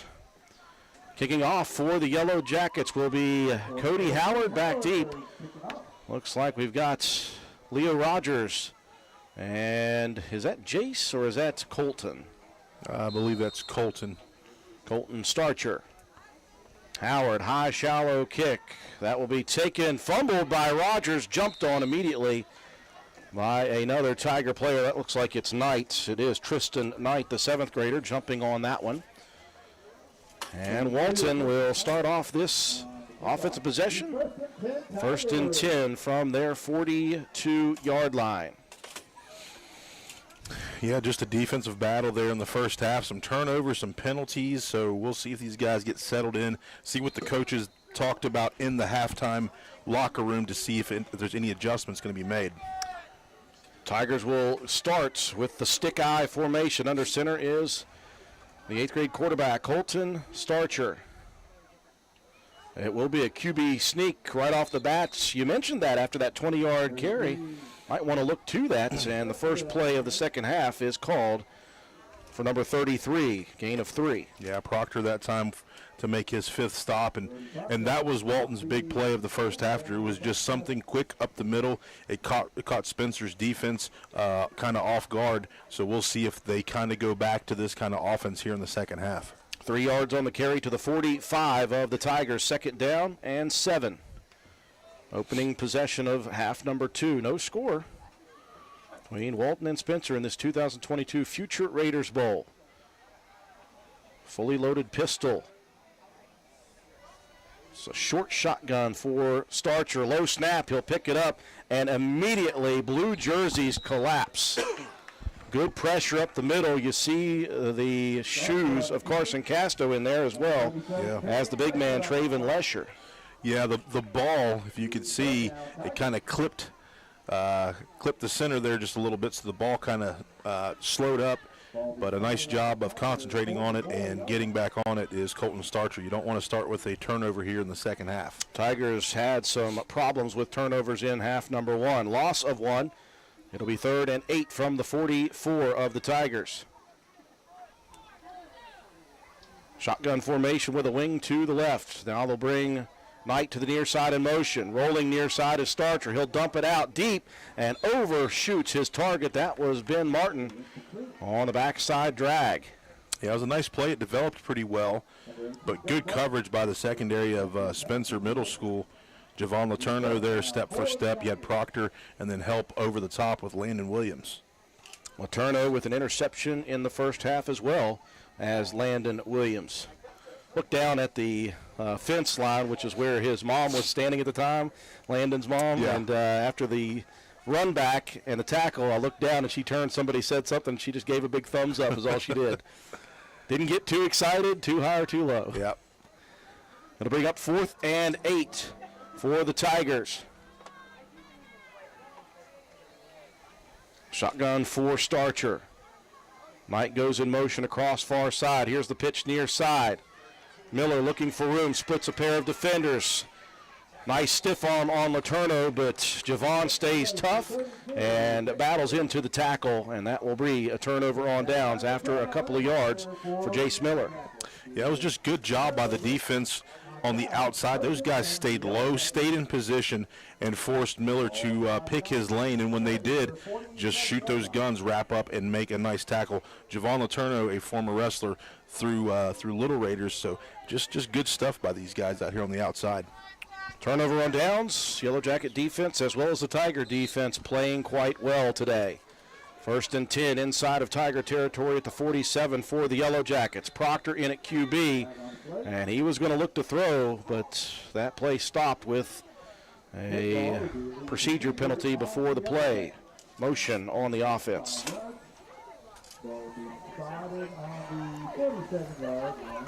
Backing up the Yellow Jackets across midfield to their own 48. 1st down 15, 6:10 mark, 3rd quarter. Snap is back. Proctor, a 5-step drop. He's pressured, delivers. That one is going to be picked off. That's Tristan Knight with the interception out to midfield and just past it. And now the Tiger defense earning themselves a turnover.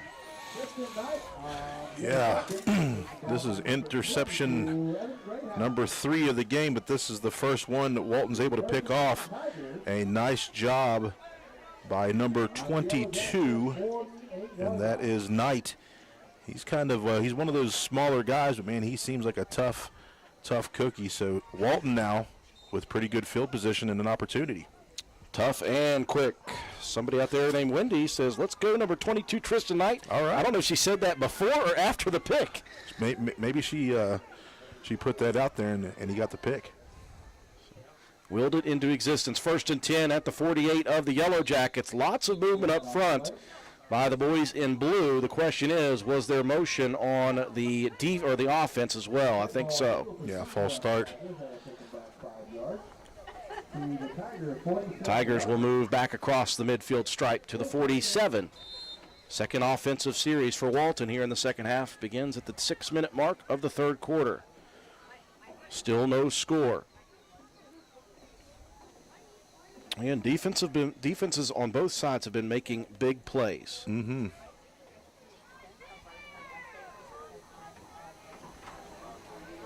First down 15 for the Tigers. They'll send a pair of receivers to the far side. Out of the shotgun. Snap comes back. Starcher rolling. He'll dump it out to the flat and just into the hands of Rogers. That was very close to being picked off by Evan Greathouse. He got there a split second late, John. That was a perfect pass. Yeah, it was a nice looking pass. If you see here on the replay, in the first half, there was nobody kind of going to block this backside. Jace Miller gets the block. Evan put his hand out, but a nice touchdown-saving tackle there by my man Landon Williams once again. Gain of 6 on the pass and catch back into the territory of the Yellow Jackets. 2nd down and 4 at the 43. Tigers with positive yard. The Yellow Jackets flinch but don't go. Quick hitter up the middle. And into the pile and backing his way down a little further is Leo Rogers. Tough run for Leo. He'll pick up 3, and it'll be a 3rd and 1. I think Letourneau was in with a couple other guys. Cody Howard. Call it 3rd down and 1. Ball resting just inside the 40 at the 39 of Spencer. 4:40 and counting. 3rd quarter action, no score. Walton looking to move the chains. This be Walton's first down? It would be their 3rd, actually. They had 2 in the first half. Yep. We'll go back to the stick eye. Watch for a possible QB sneak. Spencer loading up the box for the handoff to Rogers. He puts his shoulders down and just churns the feet. And I believe he may have the 1st down. Yep, he will.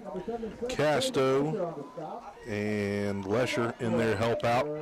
So this is going to be a 1st down. Move the ball, move the chains, and Walton in a good position here.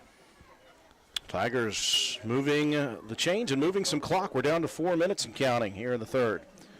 Tigers have the ball 1st and 10 at the Spencer Middle School 37-yard line. They're moving left to right across the dial. For those of you listening, for those of you watching, left to right across the screen. Back to stick eye formation. Under center goes the 8th grade QB, Colton Starcher. 2nd man through. This time it's Jace Miller. Good wrap tackle by, I believe once again, Traven Lesher. but another pickup of positive yardage. I think Wyatt Greathouse was also in there on that stop, number 73.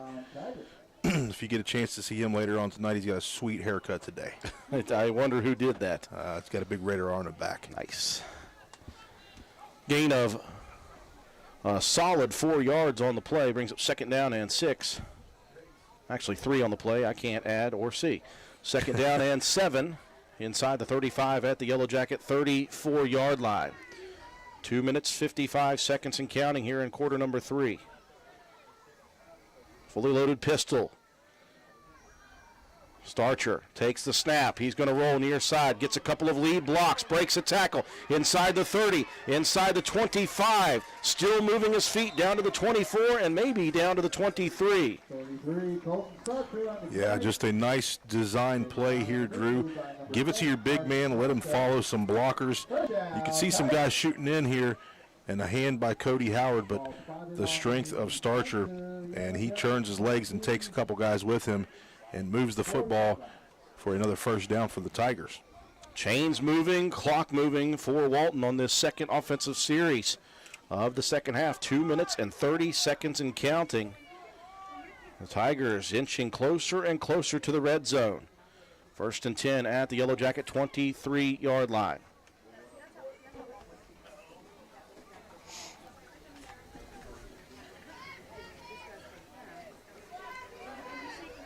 Double wing formation this time. Out of the shotgun, Starcher with Jace Miller to his right. The handoff to Jace. Here's the double reverse. Leo Rogers, lots of room down the sideline. Rogers breaks a tackle at the 5, spins towards the goal line, and a touchdown saving tackle by Brody Proctor. Yeah, we'll look at this play here again. You talked about it being the double wing.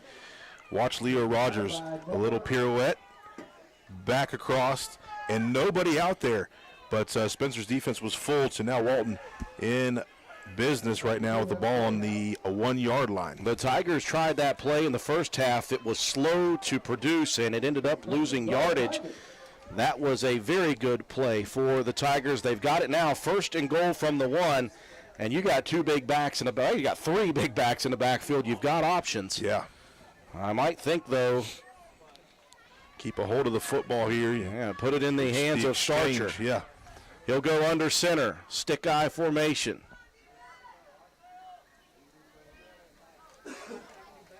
Hard count. Yellow Jackets, I think, are the ones to move this time.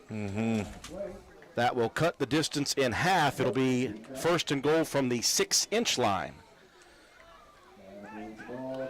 Move it a little closer. Minute 23 on a stop 3rd quarter clock. The Tigers knocking on the door, looking to strike first in this battle. Starcher goes under center. And now the Tigers move. And that will back Walton up 5 yards. And it seems as if Starcher was under center for quite a while. If you're a running back, John, you get a bit antsy back there. Yeah, especially if you're going to get the ball. You want to be quick off that, get that handoff, and get yourself across the goal line. But now you're going to move Walton back and still have some opportunities here. You have to really hold on to the football down here at this part of the field. I think Spencer's going to try to strip away at that. Yeah, and that gives this tough Spencer defense a chance. They've got a little bit of room with which to work. Are they going to be Roane County style, bend but not break? 1st and goal from the 5 for the Tigers. Back to the shotgun they go. Knight goes across in motion. Starcher going to look to dump it out on the side, and that one overthrown for the intended target, Tristan Knight. Yeah, just a little Princeton action, little pick play there. Just Knight turns around. I think maybe if he kept running, that ball might have landed right in his arms. But 2nd down and 6 here, so Walton still with an opportunity. 2nd down and goal. The clock stopped at 1:19 on the incompletion. Tigers looking to try to strike first. 0-0 is the score. Fully loaded pistol, shotgun. Snap is back. Starcher going to hand it off. There's Miller at the 5. Spins off a tackle, working towards the goal line. He'll be stopped short at about the 2. It will bring up 3rd and goal for the Tigers. Carson Casto in there on the stop. Good to call his name because he has had a chance to get back this football season after being injured in game 1. Yeah, both of these schools have had some injury problems throughout the year. 3rd down and goal from the 2 for Walton. 35 seconds remaining in the 3rd quarter. You're thinking a game this tight defensively, it could be a one-score game. Under center goes Starcher, stick eye. Colton going to hand it off. First man through. That's Rogers working towards the end zone. And in goes Leo Rogers fighting to get to the white stripe. Yep, 2 yards out here, Drew. And just a handoff to the big man, Leo Rogers, number 6. And you see Colton Starcher immediately turn and start shoving. Yep. So now Walton on the board with 18.4 seconds left to go here in the 3rd quarter. And check this out. They're going to go for the extra point. Jace Miller, the holder. Colton Starcher kicking. Snap is clean. The hold is down, and the Yellow Jackets were all over it. Flags come flying in. Flag on the point after. I see lead official Jeff Tanner counting. On the field for the Tigers. And the Tigers had 12 on the field. And so the extra point no good, but it is the Tigers first on the board. 6-0 your score. 60-second timeout. We'll be back. McIntosh Hardware, Furniture and Appliance, the store that has it all. From quality furniture, Lazy Boy, Serta, Catnapper, appliances, Maytag, Whirlpool, Amana, KitchenAid, and McIntosh offers setup and removal, power equipment, Echo, Troy-Built, and in-house service, hardware, tools, paint, plumbing, electrical, pipes, and fittings. McIntosh Hardware and Appliance, 204 Market Street in Spencer, 304-927-2700. Find us on Facebook for more great deals. 18.4 seconds remaining in quarter number 3. The Walton Tigers, Matt, striking first. Yeah, finally breaking through. It was a nice 9-play, 48-yard drive. Took 5 minutes and 42 seconds off the clock. Leo Rogers with a 2-yard touchdown run. The extra point kick attempt was blocked. So we've got a 6-0 ball game here as the Tigers take the lead over the Yellow Jackets. Steve McGinnis tuning in so nicely. Appreciate everyone joining us on our Facebook Live feed. And it will be Colton Starcher to do the kicking left to right from the 40. Leg in. This was a squib kick. Now to be taken by Howard, the up man at the 35. Cuts it up at the 40 and picks up about 6 or 7 yards. And the Yellow Jackets with solid field positioning as we have about 1 play remaining in the 3rd quarter. And now the Tigers leading 6-0. I think Jace Miller was in there for his 9th tackle here. So Spencer an opportunity, see what they can get going offensively. Decent field position. I think all the nice things I've done and said about Steve McGinnis. And he says I stink.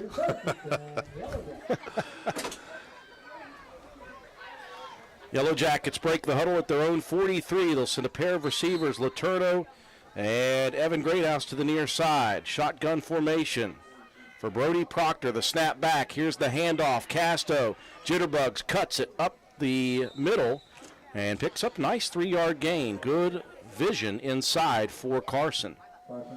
Yep. And Miller once again, along with the manimal, Ben Martin. Final play of the 3rd quarter, 6-0 Walton on top of Spencer in the 2022 Future Raiders Bowl.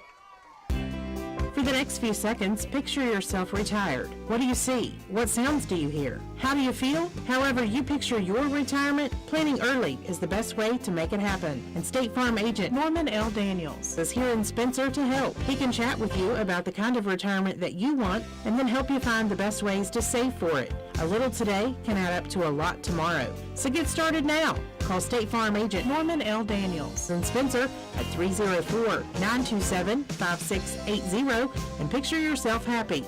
Like a good neighbor, State Farm is there. 8 more minutes remaining in the 2022 edition of the Future Raiders Bowl. Walton and Gary schools combining for Walton Middle School, and Spencer, the middle school Yellow Jackets, fighting it out. The Tigers on the board first with a nice sustained drive to end that third quarter. 48 yards, was it, Matt? Yeah, they covered 48 yards, picked up 3 first downs as well. Just a good job, very methodical drive. They took off 5 minutes, 42 seconds. And finally able to break the goose egg free and take the lead. Yeah, a couple nice runs on that drive. Colton Starcher had a nice run, and then Leo Rogers with the touchdown run, but he had a nice run for a setup. Second down and 7. Team switch sides left to right. Go the Yellow Jackets. Here's a fake on the end sweep, and it will be Proctor keeping it. Off tackle. Walked up nicely by the defense. May have picked up a yard. Brings up 3rd and 6. Logan Baird in there on the stop. It was Carson Castro on the first down carry of 3 yards to end the third quarter.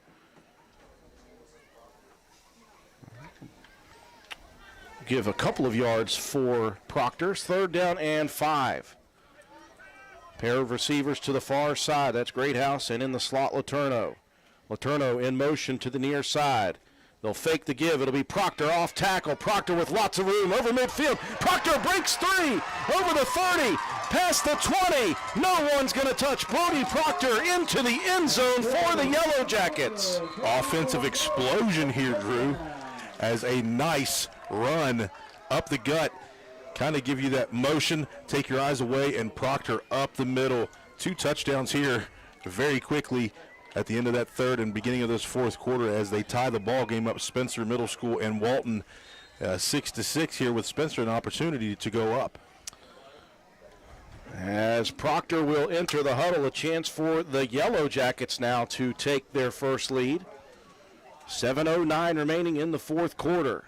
It was a defensive battle the entire first half and most of the second half. Yeah. A nice sustained drive for the Tigers and a quick strike by Proctor. They'll go for 2. Proctor goes under center. 3 in the backfield. It will be Proctor with the QB sneak up the middle, and the Yellow Jackets take the lead out of the gate of the fourth quarter, 8-6. 60-second break. We'll be back. NV Graphics has proudly been serving Roane and surrounding counties since 2013. We are located on Williams Drive in downtown Spencer, West Virginia. We offer screen printing, embroidery, custom apparel, team uniforms, signs, banners, trophies, and awards. Does your school, team, or league need help with fundraiser ideas? Then give us a call, 304-927-6466. That's our specialty. NV Graphics, open 9 a.m. to 5 p.m. Monday through Friday. Closed for lunch daily from noon to 1. Supporting local small businesses help directly support your kids in the community. Give NV Graphics an opportunity to earn your business. Thank you. 7:09 remaining in the 2022 Future Raiders Bowl. As John Penna said it, Matt White, an offensive explosion. Yeah, after a lot of tough defense, 2 back-to-back drives. So this time Spencer takes it 3 plays, 57 yards, a minute and 9 seconds off the clock. Brody Proctor with a 53-yard touchdown run, and Proctor with the 2-point conversion. Spencer Yellow Jackets take the lead 8-6 over the Walton Tigers. And John, you mentioned this is the first lead of the season for the Yellow Jackets. Yeah, first lead for Spencer Middle School this year. So these guys are fired up here out on the sideline. Appreciate everyone tuning in and responding on our YouTube channel on both sides. A lot of Walton Tiger fans out there. Cody Howard with the kick right to Leo Rogers. Rogers straight up the gut, and with his size, he says, try to stop me. And the Yellow Jackets falling off all the way to past midfield. Rogers with a nice return into the Yellow Jackets territory for the return. 7:01 remaining in the game, and less than half the field with which to work for Walton. Yeah, my guy Christian Hall makes the tackle. Christian, not the biggest guy, but he went down low and made the stop on Big Leo Rogers. 1st and 10 for the Tigers as they move right to left across the dial and across your screen for the final 7 minutes and 1 second. Out of the nice sustained drive, they'll go back to the fully loaded pistol. 4 out of the shotgun. Snap to Starcher. He'll hand it to Rogers. Off tackle. Leo nudges his way forward to the 45. Gain of a pair. Traven Lesher makes the tackle there. Kind of the handoff a little bit behind him. Lucky to get a hold of that football here. Clock keeps ticking down. Walton on pretty decent field position here. 2nd down and 8. Ball squarely on the 45 of Spencer. Well, at the end of this game, when you have to give out Defensive Player of the Game awards, good luck with that. Yeah. There's a lot of them. I'm already dreading it. Fully loaded pistol again. Colton Starcher, the 8th grade QB for the Tigers in the short shotgun. Snap is back. Starcher rolls far side. Looking for lead, blocking from the backside. Here comes Proctor running down Starcher. That play took a little while to develop. Yeah, we've talked about Jace Miller on the defense for Walton with 9 tackles. That's 8th tackle for Brody Proctor. Brody Proctor doing it on both sides. You can check here on the replay. Proctor just shoots in outside backer and wraps up. That time, it was a lot of help by Cody Howard that slowed that play down and allowed Proctor to get the backside pressure. His proper angle pursuit forced Starcher to cut back in and slowed him down. The loss on the play of 5 brings up 3rd down and 15. Ball back on the side of the Tigers at the 48. Double wing formation. Snap is back. Flags come flying in. They were looking for that double reverse again. That worked very well on the touchdown drive. Bit of motion, though, in the backfield will send the Tigers to the 43-yard line. And that will put them in an even tougher situation. 3rd down and very long. We'll call it 3rd down and 20. And the clock continuing to roll. We're down to 5 minutes and 20 seconds. Stick eye formation. Starcher will go under center.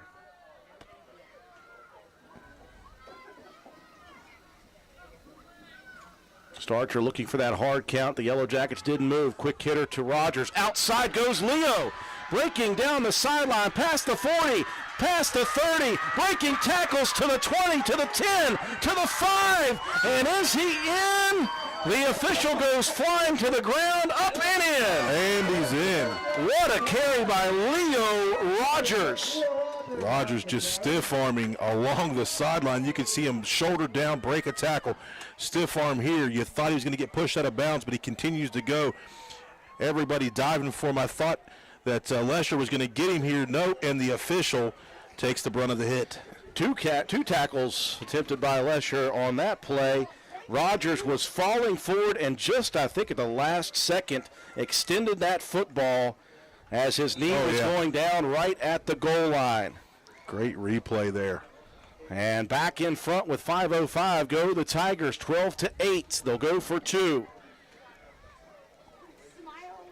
Under center goes Starcher, and he'll keep it himself off tackle, and Starcher works to the end zone for the 2-point conversion. It is an offensive outpouring in the 3rd and 4th. 60-second break. We'll be back.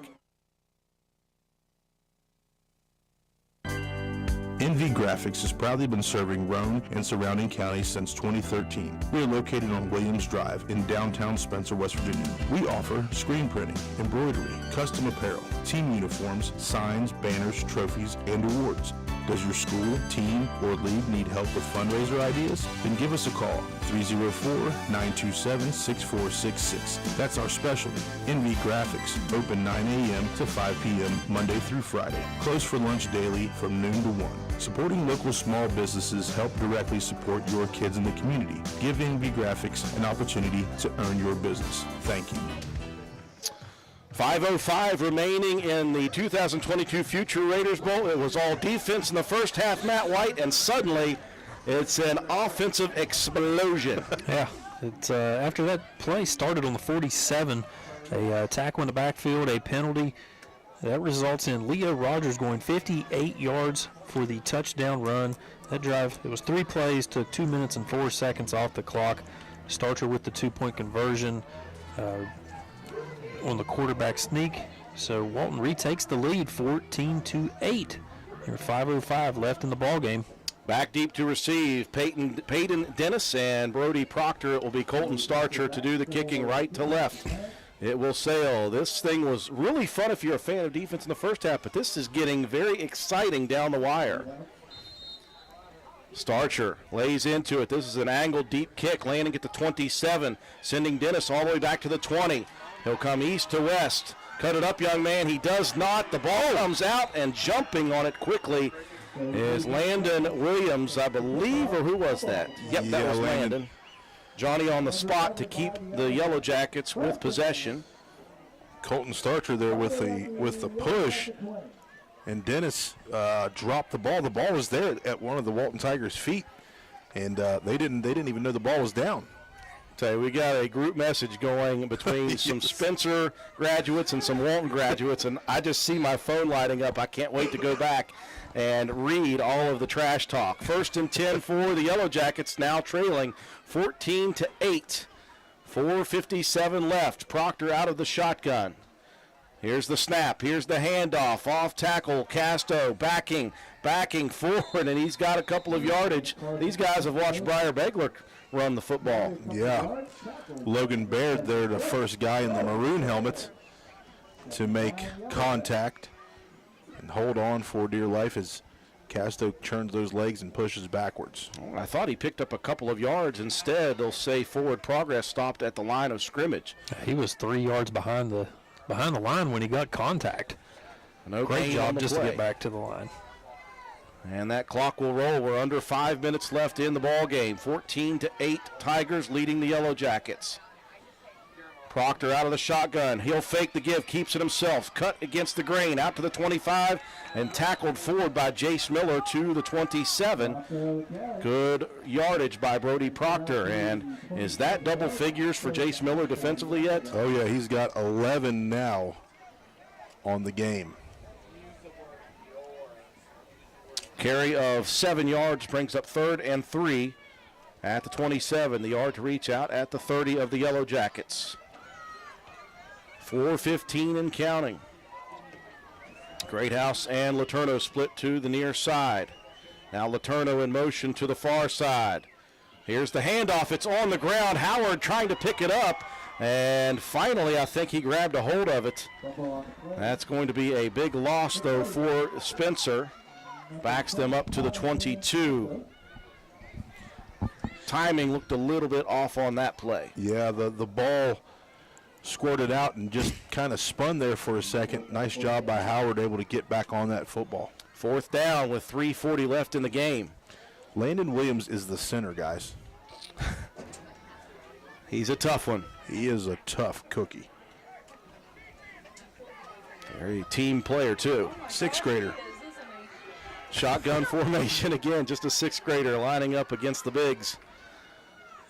Yellow Jackets going for it here. Emotion man, they'll keep it with Proctor to the near side. He has got pressure, cuts it against the grain, trying to break tackles. Too many white jerseys in pursuit, though. And Proctor will be dropped in the backfield, and that will be a turnover on downs with 3:09 left in the game. Walton leading Spencer 14-8. Ben Manimal Martin in there on the stop for the defense. For the Tigers, I think you're looking to hold on to the football and try to move the clock and the chains. for the Yellow Jacket defense, you're looking for a big play. They had a bunch in the first half on the defensive side of the ball. 1st and 10 for the Tigers. Ball resting at the Yellow Jacket 24. Back to the stick. Actually, that's more of a heavy look. They've got the fullback offset with Rogers. Starcher under center. It's going to be Colton with the QB keeper. He'll pick up a yard or two, or maybe even 3. They'll give him 2 on the carry. 2nd down and 8. Speaking of Briar Begler, we just saw him down below us. One of those former Walton Tigers. And the Tigers obviously in zero hurry at the moment. 2:40 and rolling. 2nd down and 8. Looks like Walton may even run this clock all the way. They've got timeouts, as do the Yellow Jackets. Yeah, the QB has to keep an eye on the official. He's going to let him know when there's 5 seconds left to go since the play clocks are not on. Heavy package. Starcher goes under center. Snap back. This will be a handoff to Jace Miller. Miller fighting through some traffic. He'll pick up a couple of hard yards. And here comes the timeout for the Yellow Jackets, I believe. Actually, no, they're going to call, it was the Yellow Jackets. Timeout on the field with 2:08 left, 14-8. Walton on top of Spencer. Sports builds character. Character that follows us all through life. It can lift us up in grand emotions when we reach the pinnacle of success. We all can envision the agony of defeat. Both equally build character. Old Fences Realty believes in character. Working hard to achieve that pinnacle of success takes sacrifice, training, and long hours.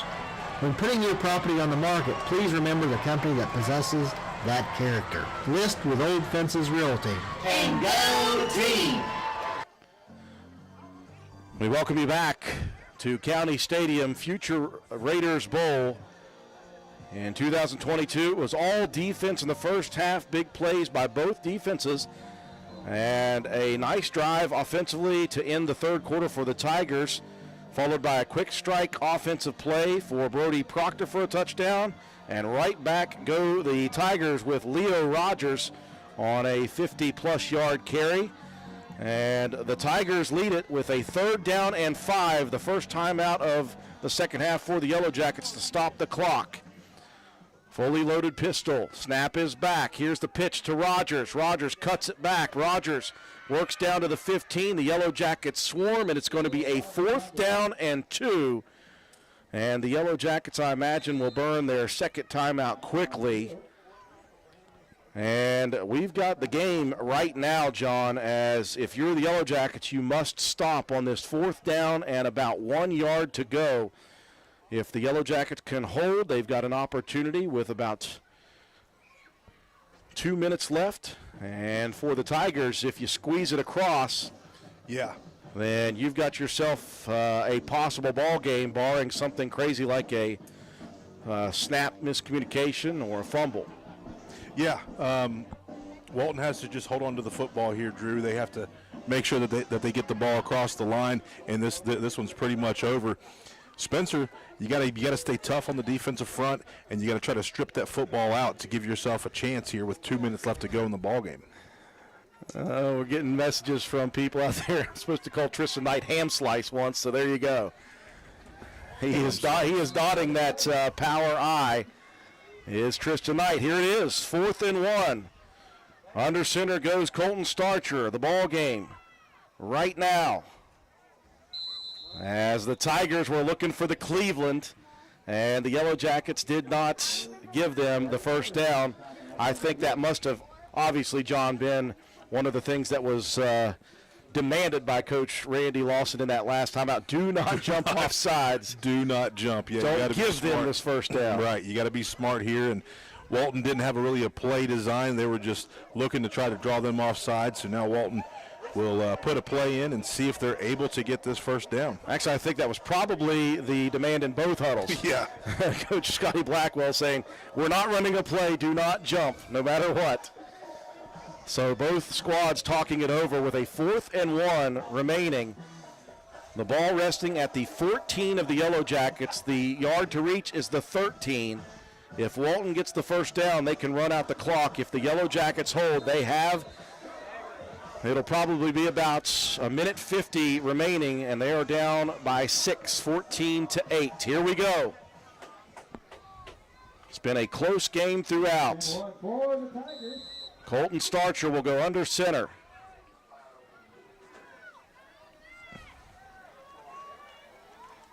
Here's the snap. Here's the give. Rogers at the line of scrimmage. The initial hit was there, but Rogers fighting, and it looks like Rogers is going to pick up a couple of yards. And if that is the case, that'll be a first down. That was a great play in the middle of the defense of the Yellow Jackets. Whoever it was with the initial contact, John, hit Rogers at the line of scrimmage, but Leo got low and just churned the feet. Yep, you cannot stop churning those legs as a running back. And looks like Spencer's going to have a couple guys come off the field here. Looks like Lesher. Well, he's had a good game defensively for Spencer, and he will limp off the field after a very, very nice game defensively. And I believe the lead official, Jeff Tanner, is going to give a timeout. That'll be the final timeout of the game for Spencer. 1:55 left in the game, and if you're Walton, John, basically what you're looking at is, and if I were Walton, I am kneeling on this football. Anytime you go into a pile, the ball could come out. Anytime you try to hand the ball off, something could happen. I'm kneeling on this one 3 times, and I'm out of here. Yeah. You want to be very safe. This late in the ball game, an opportunity to get yourself the first win of the season and an opportunity to get an in-county win. So it's going to be keep hold of the football, do those things the right way, and come out of here with the win. Defensive coordinator for Roane County High School, always the defensive-minded coach, Matt Peary. He's like, hey, pitch it. Somebody pitch it. I want to get another defensive play here. So first and 10 for the Tigers at the 12-yard line of the Yellow Jackets. A minute 55 left in the ball game. Under center goes Colton Starcher. If they do run a play, the Yellow Jackets are going to try to strip at this football. Starcher, the QB sneak, and Starcher's going to break free to the goal line. And Colton Starcher will put the exclamation point on it. That was the first good play for the Tigers, John, in the first half, was that QB sneak from their own half-yard line. And it will be a nice play to finish it off for Colton as he just uses his big body through the interior of the line for the Yellow Jackets. Yeah, that time he just put his shoulders down, followed his blockers, and popped out the other side and got himself into the end zone. And Walton adds another one to the scoreboard, up by 2 touchdowns right now. 20-8. They're going to attempt another extra point here. Jace Miller will hold, and Colton Starcher will do the kicking. Very rare around here to see middle schools go for one. Good. Oh, that's a high snap. Jace Miller's going to keep it himself. Jace working towards the end zone anyway, and things going well for the Tigers as Jace Miller, all the defensive plays he's had, he enters the end zone for the 2-point conversion. The lead is out to 14, 22-8. Matt White, that did not take long for you to have to break down, I don't think. Yeah, no, really. It was a 5-play drive, 23 yards, a minute 19 off the clock. Colton Starcher with the 12-yard touchdown run. Jace Miller with a 2-point conversion. And like you said, Walton extending the lead out 22-8. Minute 50 left. And we'll see if this should be pretty well the ball game, with the exception of some miracle happening on the ensuing kickoff. Our good buddy and proud Tiger, Rodney Cox, couldn't hold it in too much longer. Had to let out a little yell. Oh man! And you know, we never hear the end of it from Lane Ashley. Lane and Jamie. We'll never hear the end of it. We know we're going to. That's going to be part of it. Probably Swalby as well. I can imagine it's a whole lot of Lane and Jamie piling on a whole lot of Jonathan Perkins. Yeah. Yes. I don't know, but that's my guess. I just pictured Johnny just swinging for the fences. Yep. Still 1:50 remaining in the game. Let's see what the Yellow Jackets can do here. As Colton Starcher will kick off. Back deep, Peyton. Actually, this time it's going to be Javon Letourneau and Brody Proctor.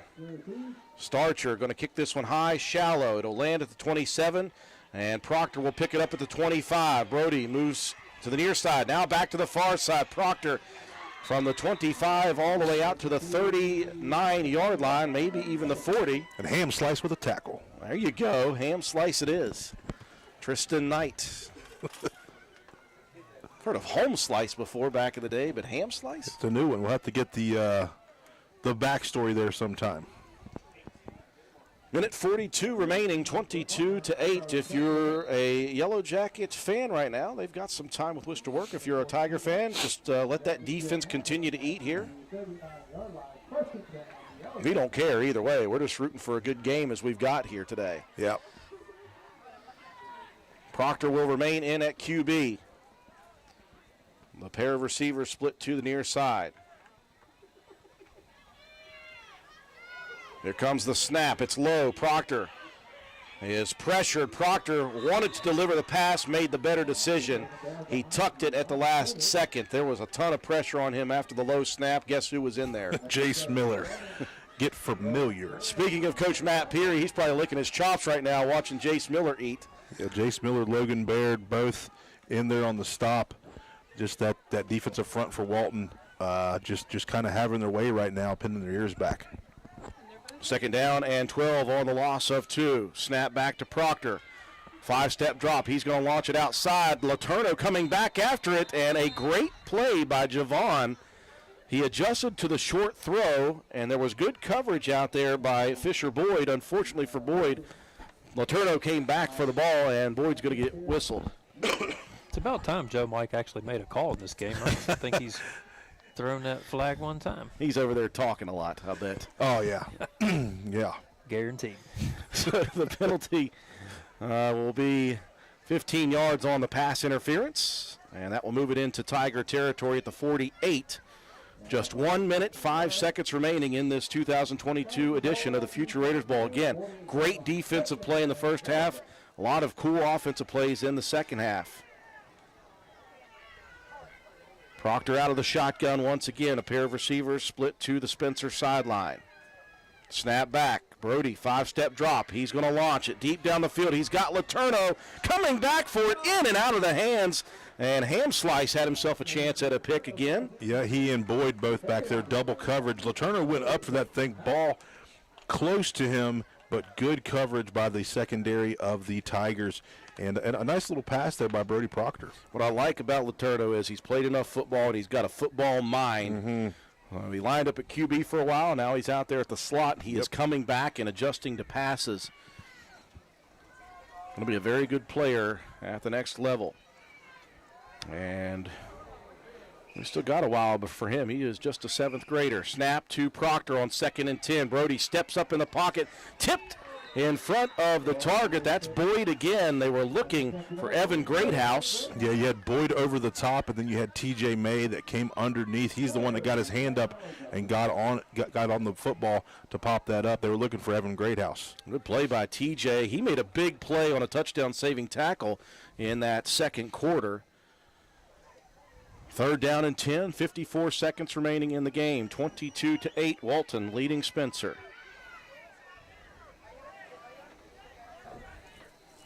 Proctor going to look to throw again, steps up, launches it again. He's got Letourneau open down the sideline. Here goes Javon to the 10, to the 5. Touchdown, Yellow Jackets. Don't count them out quite yet. Just a go route on the outside, Drew. Maybe a double move, a crossing pattern here. And it got Ham Slice looking on the inside. And you see Letourneau get behind there and get himself into the end zone for a touchdown. And Proctor had the time to throw, and he stepped up into the pocket, and he delivered a dart to Letourneau.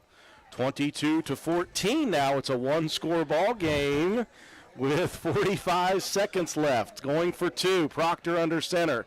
Brody going to keep it himself, working towards the goal line.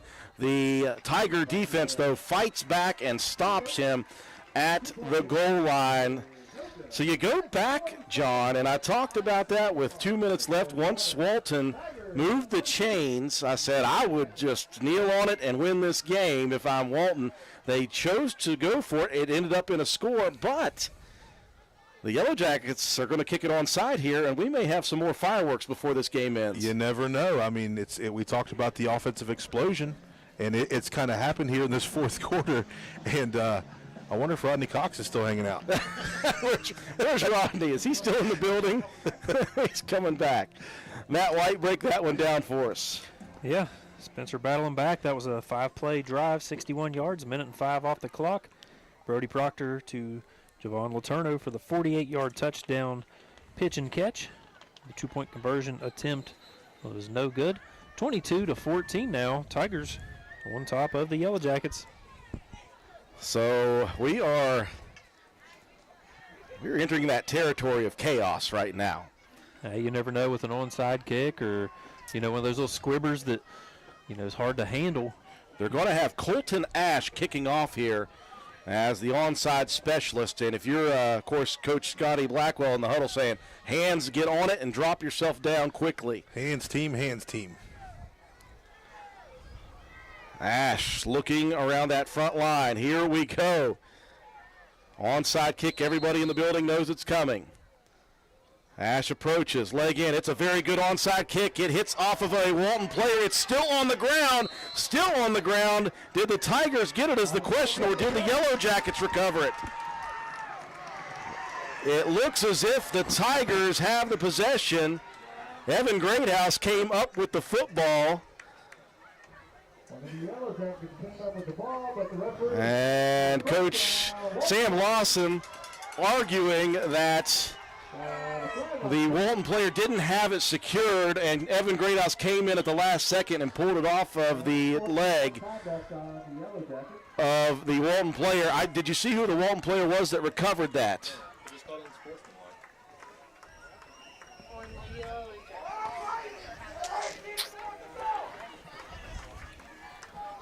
And the Yellow Jackets going to get a little insult to injury at the end of that play. Very good onside kick by Colton Ash, by the way. That thing was bouncing every which way. It hit a second-level defender for the Tigers. It was all over the ground, and someone dropped on it with, I think, the ball to their side. Yeah. It's going to be a penalty on Roane, or on Spencer, for some unsportsmanlike, but that was just an unbelievable play. and it's an emotional game, and I get it. Man, this game sure has had it all. That was a very good final attempt by the Yellow Jackets. And dare I say the Tigers are going to kneel on this one. Colton Starcher says, get around me, guys. I'm going to kneel on this one. And that is what will happen. And the clock will roll now. Boy, what a game between both these teams. In the first half, we didn't know that we were going to see any scoring.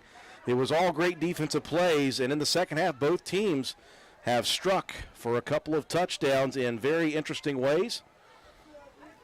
And both teams have battled each other to the bitter end. And, of course, right now on the field, they're opposing each other, but a lot of these guys played together for many years. There are a lot of good friendships there. Yeah.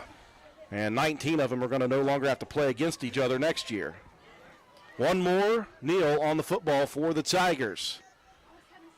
Starcher goes down to the knee, and that will do it here for the 2022 Future Raiders Bowl. What a game between Walton and Spencer. The Tigers will win it 22-14, and it had everything. We'll take a break for our sponsors. When we come back, we'll recap the ball game, give you your statistics, and we'll have your Willard C. Starcher Auto Parts players of the game on both sides for Walton and Spencer.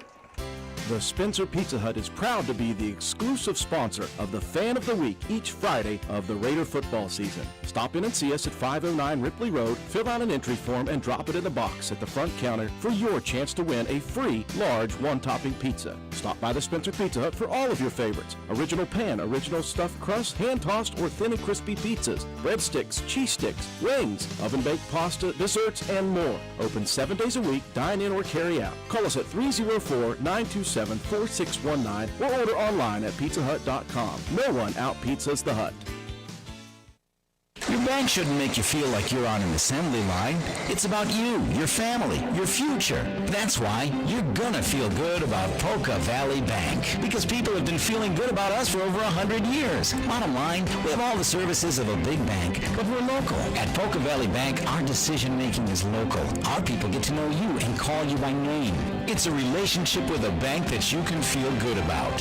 See us online at polkavalleybank.com. Equal housing lender, member FDIC.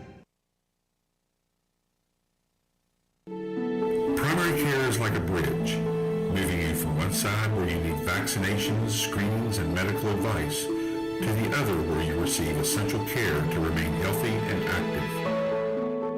At Roane General Medical Clinic, our primary care team is here to help you cross that bridge to a healthier life. Roane General Medical Clinic. Our providers are now accepting patients and offer care you can trust close to home. My name is Sina McDonald. I am running for Roane County Clerk. I have 12 years management experience running a small business in Roane County, 11 years experience with information technology support for the Roane County Courthouse, and 6 years experience of on-site support with West Virginia counties for the voting machines and election tabulation software. I believe my experience in technology and elections make me the ideal candidate for Roane County Clerk. On November 8th, please vote for Sina McDonald for Roane County Clerk. Every vote matters. Paid for by the candidate. Visit Slate Auto and Transmission, located at 302 Slate Road, Spencer, for all of your car care needs. We offer a wide range of services, including transmission work, new tires and alignments with brands like Mastercraft, Cooper, and Goodyear, regular and modified state inspections, major and minor vehicle repairs. We also have ASE certified mechanics. We appreciate every one of our customers. Call us today at 304-927-2250 to schedule your next appointment. We are open Monday through Friday. Slate Auto and Transmission, quality repairs by people who care. Come into Stats Pharmacy, where our patients' good health is our main concern. We have a drive-through window where you can conveniently drop off and pick up your prescriptions and over-the-counter medications. Refill your prescriptions anytime online at www.statspharmacy.com or from your iPhone or Android phone using the Refill RX mobile app. No waiting in long lines. Just call ahead and your order will be waiting for you. We look forward to serving you at Stats Pharmacy, located at 100 East Main Street in Spencer. You can call us at 304-927-2980.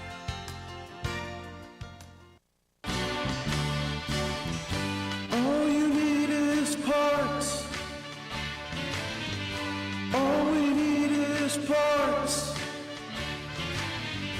All we need is parts. Parts. Parts is all we need.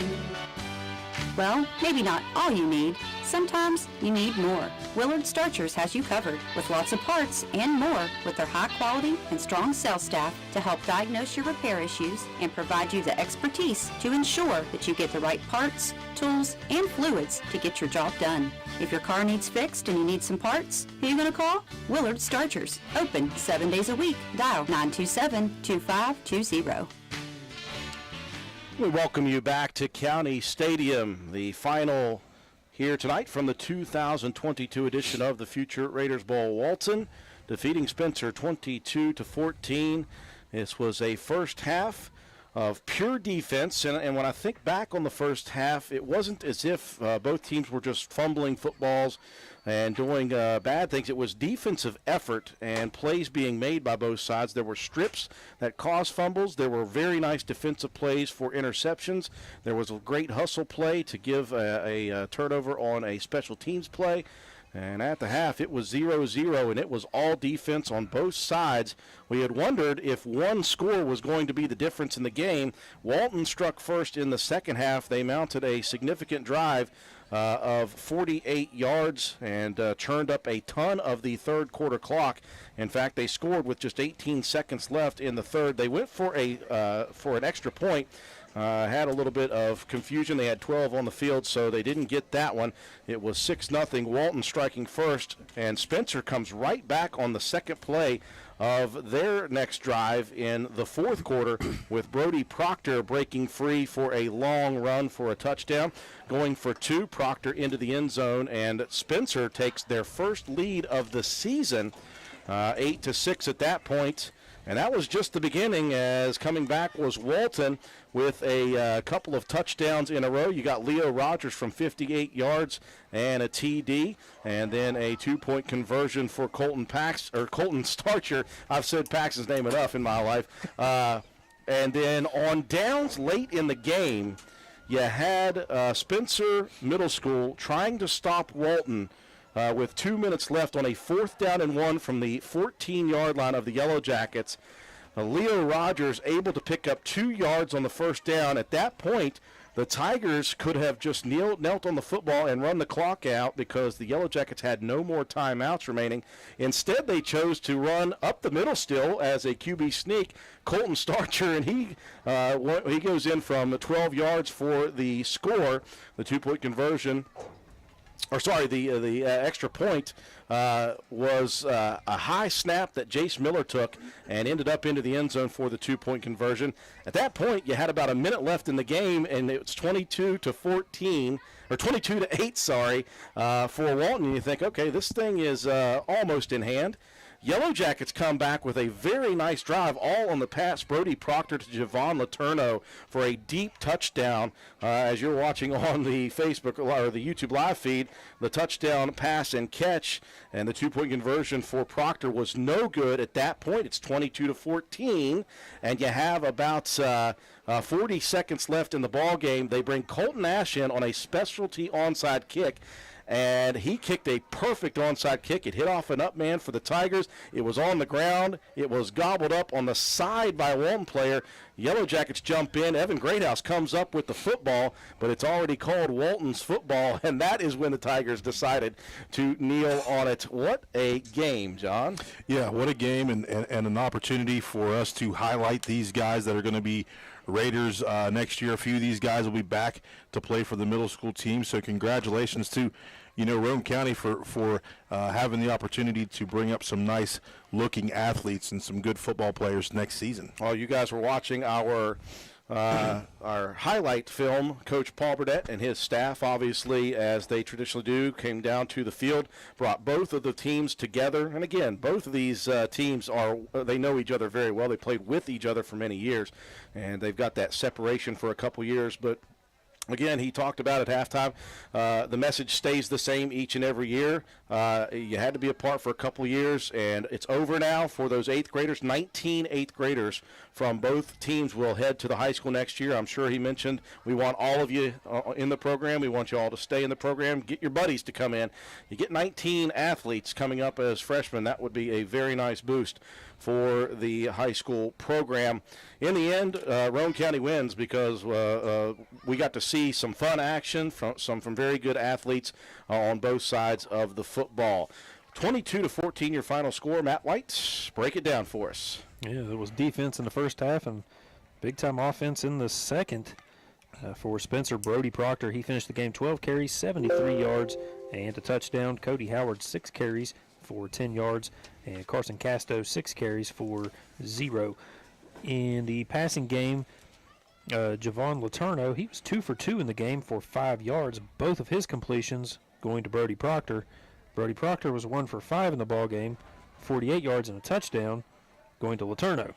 So both of those guys showing the skill set, being able to run the offense and being able to, play just about anywhere on the field. 3 first downs in the game for the Yellow Jackets. 7 penalties for 45 1/2 yard and 1 turnover. They finished the day on the ground 83 yards on 24 carries and 53 yards through the air. That's 136 yards of total offense for the Yellow Jackets, who were led defensively. Brody Proctor with 8 tackles, and Letourneau with 4 tackles and an interception. Carson Casto with 4 tackles. Christian Hall with 3 tackles. Evan Greathouse with 3 tackles. Landon Williams, 1 tackle and 1 interception. Cody Howard, 2 tackles. And Jared Landers, 2 tackles and a fumble recovery. Traven Lesher, he finished the game with 6 tackles. Wyatt Greathouse with 2, and Joey Starcher with 1 for the Yellow Jackets. For the Walton Tigers, it was Leo Rogers leading the way, 8 carries for 80 yards and 2 touchdowns. Colton Starcher with 11 carries for 38 yards and a score. Jace Miller chipping in 9 carries for 26 yards. Colton Starcher was 2 for 8 through the air for 15 yards. Did have 2 interceptions in the ball game. Both of his completions going to Leo Rogers. 3 first downs in the game for the Tigers. 7 penalties for 45 yards. 3 turnovers. They finished with 144 yards on the ground on 28 carries. 15 through the air, that's 159 yards of total offense for the Tigers, who were led defensively by Jace Miller with 12 tackles in the ball game. TJ May had 1 tackle, Leo Rogers with 2, Fisher Boyd with 2, Ben Martin with 4. Tristan Knight with 2 tackles and 1 interception. Colton Starcher with 5 tackles and a forced fumble. Bryson Kraft with a tackle and a fumble recovery. Logan Baird with 5 tackles and Chapman with 1 tackle for the Tigers. So add it all up and you've got a 22-14 victory. Walton Tigers over the Spencer Yellow Jackets. Time now for John Penna to distribute a couple of Player of the Game awards. We're going to go offense and defense for both Walton and Spencer. Yeah, tough call here this evening, Drew, as we'll go with Spencer. On offense, we're going to go with Brody Proctor. He had 12 carries tonight for 73 yards and a rushing touchdown, also a passing touchdown, and that went to Javon Letourneau. Defensively, I'm going to give a nod to Traven Lesher. Really showed up on the defensive front, wreaked some havoc there, and stopped that offense for Walton. For Walton tonight, Leo Rogers, he was great on the ground. He was 8 carries for 80 yards and 2 touchdowns.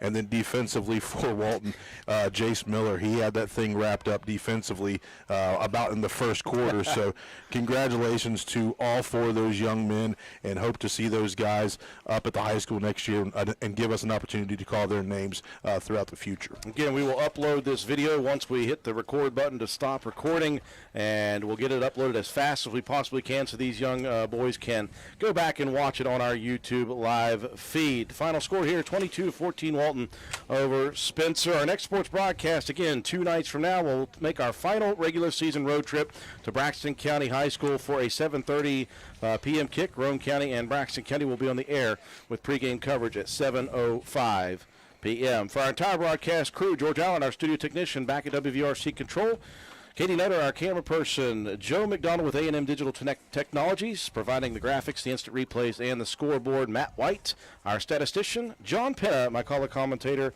For all of us, I'm Andrew Miller. Have a wonderful night.